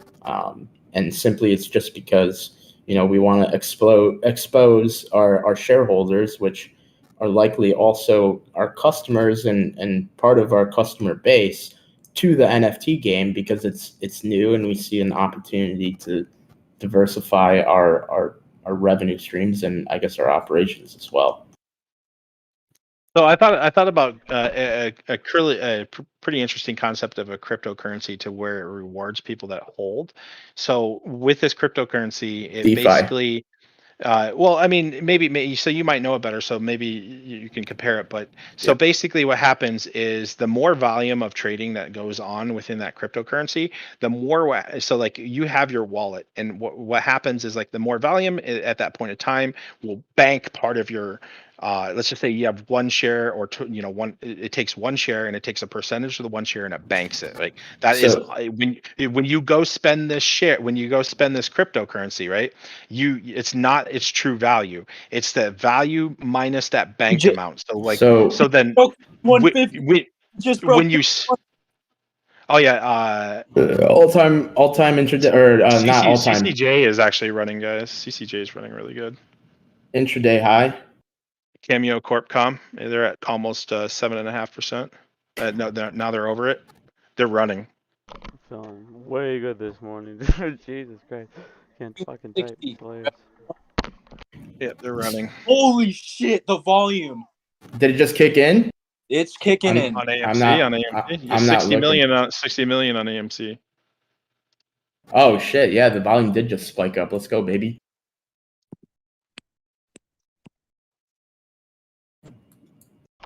At 51.65. Oh yeah, a big green one's coming in. Man, during lunch, like I said, Here we dude, go. right It's in the usually morning when I lunch. saw those ETFs going up, I'm like, dude, they're either gonna let us rip pretty damn good today, or But we're only they're at gonna 6.39%. Still, that's a good ass day, dude. On a fucking 10% is where They're you now start making money on officially. We saw that options. most of their shorts were averaging around 48 or whatever. So they're now officially getting fucking hammered. They're now way red. They're becoming red, so they're now starting to feel it. This is when you're feeling good, dude. This is when Well, you gotta realize they went into the money, so they went into the money on the 50s to where they're actually making profit, and you might see some de-hedging as well. So But CCJ is running. I'm gonna explain the SafeMoon or the DeFi thing real quick, because you're not wrong, but it's not entirely correct either. So the way it works is every single time you buy or sell, 10% of the value of what you just sold gets eliminated from your account, and 5% of it gets redistributed to every single other person that's holding the cryptocurrency on a what's the word? Fuck, I'm gonna have to Google it. It's like in my head. Hold on. I'll just explain it without actually using the word. So the amount that person receives is based on how many coins they're holding in their own account. So it's, if someone's holding 100, that person will get more of that 5% than someone's who's holding 50. Sorry, I'm watching a play right now, Reflections? waiting on an exit. Yeah, reflection. Oh no, that's what reflections are, right? But I was trying to figure out the word to use, but yeah. But yeah, I mean, I've been holding SafeMoon, which is the one I'm in. I bought $7,000 worth of it, and now it's, I think, 1,000 and a half. So I'm obviously down, but yeah, I mean, Hey, I'm in the same boat. yeah, I'm still holding, and I still believe in the thing, and my value of the amount of coins that are in my wallet has gone up. So it's cool to see. It's basically like receiving interest, except you're also losing Just on a tax nightmare, I'm sure. Yeah, you're also losing a lot of principal at the same time, though, so it kind of gets eliminated. But yeah, Not until you sell. I don't know about getting them if that's a taxable event during the year, though. That's the problem. oh right, yeah. Leave that to the tax guys. Don't even want to think about that. That would probably kill my brain. Now we're getting some $1 million calls on AMC. Let's go. Do you think that like GameStop's emails are just a Rorschach test? Like, because they sent out one the other day about some exclusive Pokemon card, and they used the purple from their NFT website. So there's some speculation that they're gonna partner with Nintendo to issue that kind of dividend as an NFT. If they can set the groundwork that they're doing exclusive cards and then move into the NFT space with an exclusive like Pokemon card, that could be justification as well. Well, I mean, they could definitely revolutionize the online card playing game base, simply because if you make, I guess, everything public, and there really is only a limited supply of, let's say, a certain card like Charizard or something, and you can see how many Charizards there are and how many people and who's actually holding that Charizard. I don't think any other game, like Hearthstone, for example, is a really huge Blizzard card game, actually does that. And there are rare cards, but you have no idea what the actual scarcity of them are. Yeah, they're all in Right. some comic book store somewhere. No, it's well, yes, yeah, you're not wrong, but Hearthstone specifically is a digital card game. So Yeah, I meant just the Pokemon side of it. Oh yeah.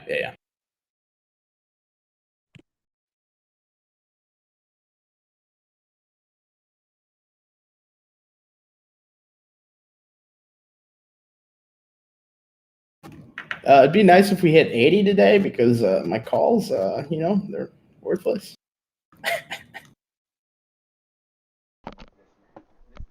Yeah, right when this cat system came out, dude, I was thinking about 3 weeks after you're gonna start seeing some good movement. Cause like I said, man, they're gonna have to. These is the contracts actually have to deposit stuff, so they're gonna be able to do them right away. But after they start doing them for a couple weeks, or that collateral is gonna start to get too much. Synthetics are done; they can't short. Oh yeah, ladder. Biggums. scoot your chart over on your stream and then put whoever's in the Discord chat, voice chat, right above your head, so that way people in the stream can see who's talking.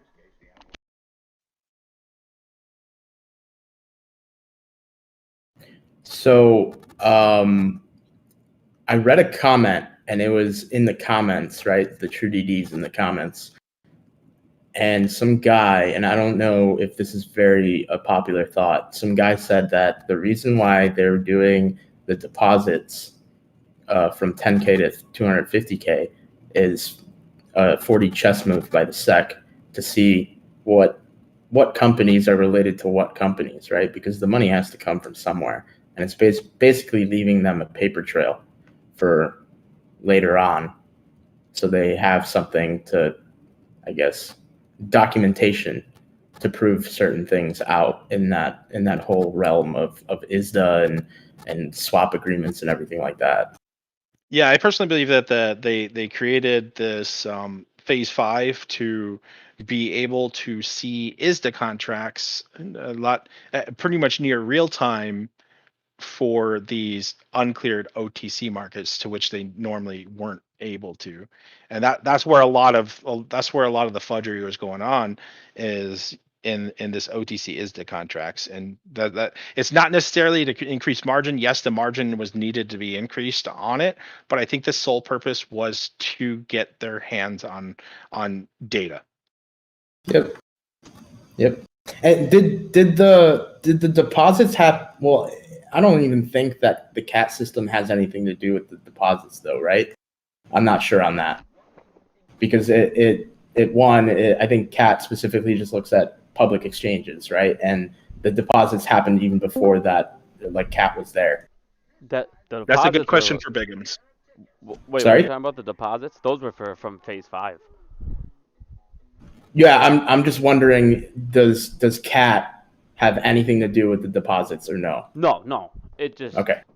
it'll track what they need to put in there basically.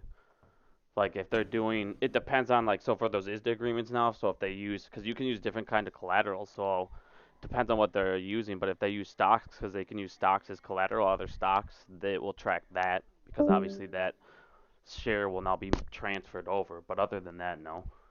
It's basically the SEC, all that's tracked with phase 5. Okay. Yeah, I was just wondering if CAT was collecting that data on the deposits. So okay. Yeah, so like when they do the transaction now, the agreement, because actually the SEC oversees it, so they actually see all that information and they watch them deposit it at the time. Right, and there's also a counterparty too now in between. That's the SEC now.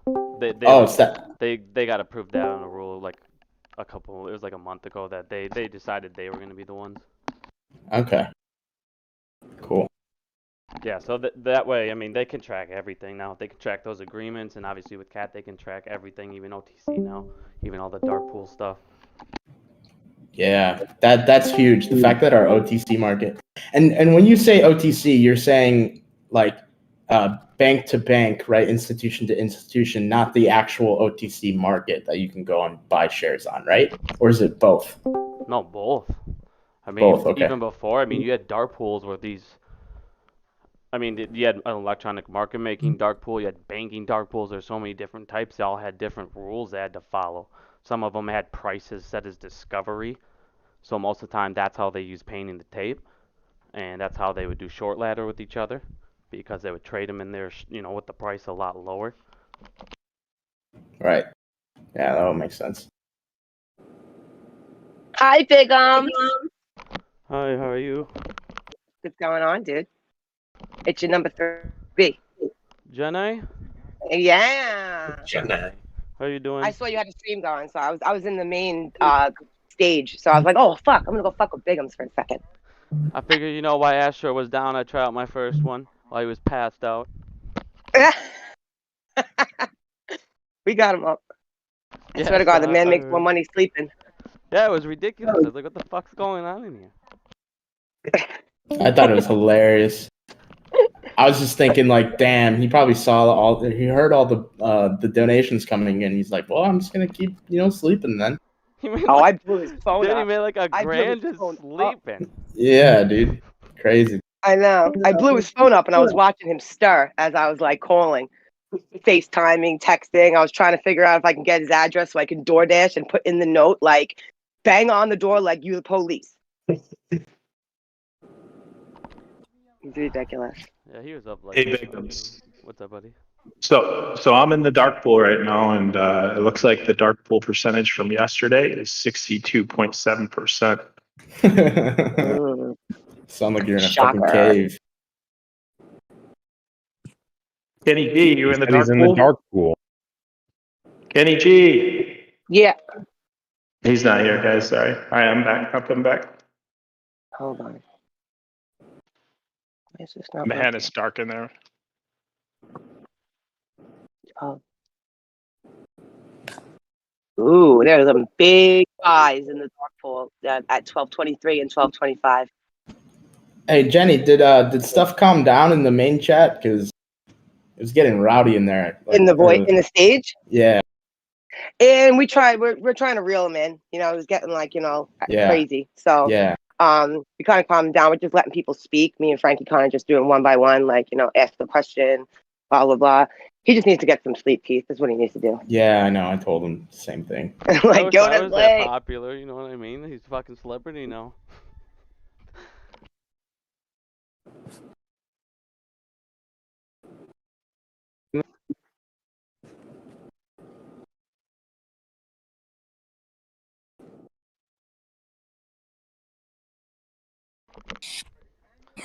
Gotta talk to his buddy Dana, and get all those sweet graphics set up.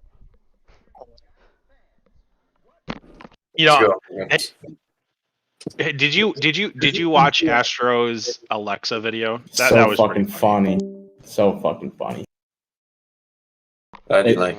It just, I it thought just, about making a Google Home one just to counter it, but it makes no fucking sense, and that's exactly what I was expecting. So gold, dude. His answers have nothing to do with the question. That's perfect. Yeah, it's so good.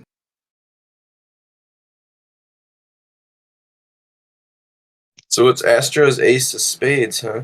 You figure it out? Biggums knows, I think. What'd you say? You know Astro's ace of spades? What's his ace of spades? What do you mean by that? That's what What's he got a theory he's called it or saying. something? He's saying he's still got it to reveal why he's so confident it's gonna go up today, super high. I'm not gonna reveal nothing, man. That's all Astros I to reveal. wouldn't want you to. I'm just saying. I'm assuming you know. If it's what we talked about a while ago, yeah, I know what you're talking about.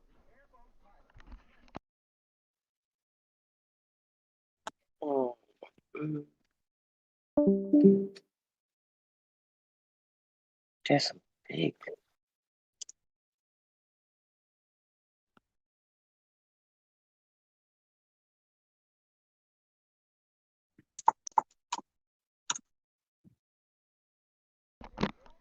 Alright, I gotta go here in about 20 minutes. The wifey wants to go grocery shopping, so. Have fun. I'm gonna go hop back on the stage. I'm super excited. Alright, we'll see you soon, Jenny. Later. Bye. you gotta get that home delivery, man. Order all your groceries online. I would, but she never knows what the hell she wants, dude. You know women, Perfect. man. She has the internet and all day. Yeah, you would think, my friend. You're at work. You can't leave work, dude. Maybe on your lunch break for she has an hour. You have an hour lunch break. That's it. We're That's doing she this all got. for free, man. I'm not Astro. I don't just get a grand sitting on the couch, you know? Dude, I turned a $75,000 job down, so you can't say anything, man. I actually was offered. Well, I'm offered to apply at a certain position too. Contemplating on it. I think is like money is tight.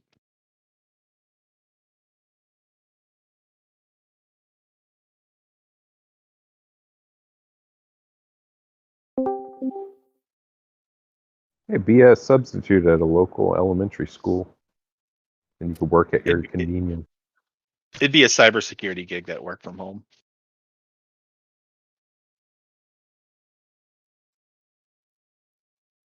Wired. I'll pay you. You got to set up my wire firewall here.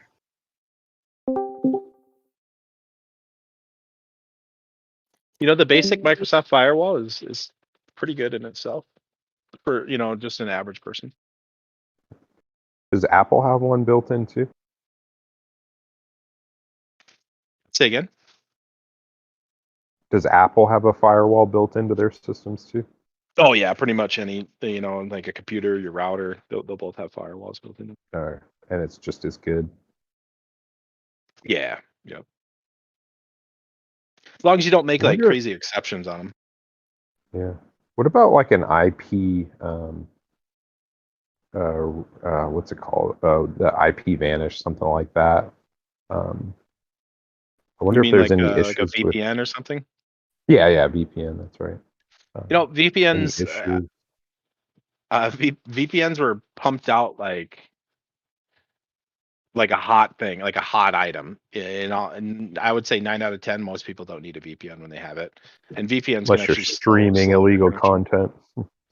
Yeah, I mean, VPNs are just mainly the true purpose of a VPN is like if you're in a country, for instance, that suppresses, you know, type of, you know, media exposure or suppresses like your opinion on certain platforms. And yeah, it's just to circumvent that. Or if you just want to watch your Netflix from, you know, get different movies from different countries. Yeah. Or if you don't want Comcast to shut you down for streaming Black Widow through Cyberflix or something. Yeah, that too. You know, but another thing is like a lot of people feel VPNs are secure by nature. Oh Like, man. yes and no. I mean, like true good VPNs need to be fine tuned, and you have to create a good connection on a VPN, like a safe connection on a VPN. I wonder if it does anything affecting like trading, since it could potentially be in a different state or whatever. Yeah, to be honest with you, I've always said VPNs while actively trading is not good because you're affecting your speed, and speed is key sometimes, especially if you're like high frequency trading and stuff like that. But for the average trader, probably not. But you open up yourself for opportunities of failure when you don't need to have this protection in place. And then on top of that, if you're comfortable and complacent in that, you know, where I need a VPN, then when your VPN goes down, you go into this panic state and you don't even know how to function normally. So it can cause more problems. I was just thinking what I was going to do once the MOAS started, and I think my first step's going to go to Costco and get a completely like brand new computer with nothing on it and download the Fidelity Pro Trader thing and kind of work from that versus like my phone or anything. I'll tell you one thing: the best mobile trading app that I've seen, and the most honest one, TD Ameritrade Thinkorswim. Like not just TD Ameritrade, but their Thinkorswim application. Yeah, well, I don't have any shares with them, so that's not going to help me. Right. I mean, you can always. But yeah, I get it. It's encouraged to open multiple brokers just to protect your assets as well. Yeah. All right, everybody, that's live here. I got to go. Sorry to cut it short here, but thanks for joining. Hopefully I'll do a couple more, and I'll hopefully do a couple more exciting things in the next one like Astro here. So I'm talking to the guy about graphics and stuff. But thanks for joining, guys, and have a good night. Yeah, make sure to check out my YouTube channel too, guys. Wired Ape and Biggums, thanks for having me, man. Of course, man, anytime. Wired, what's yours? You said? Wired Ape on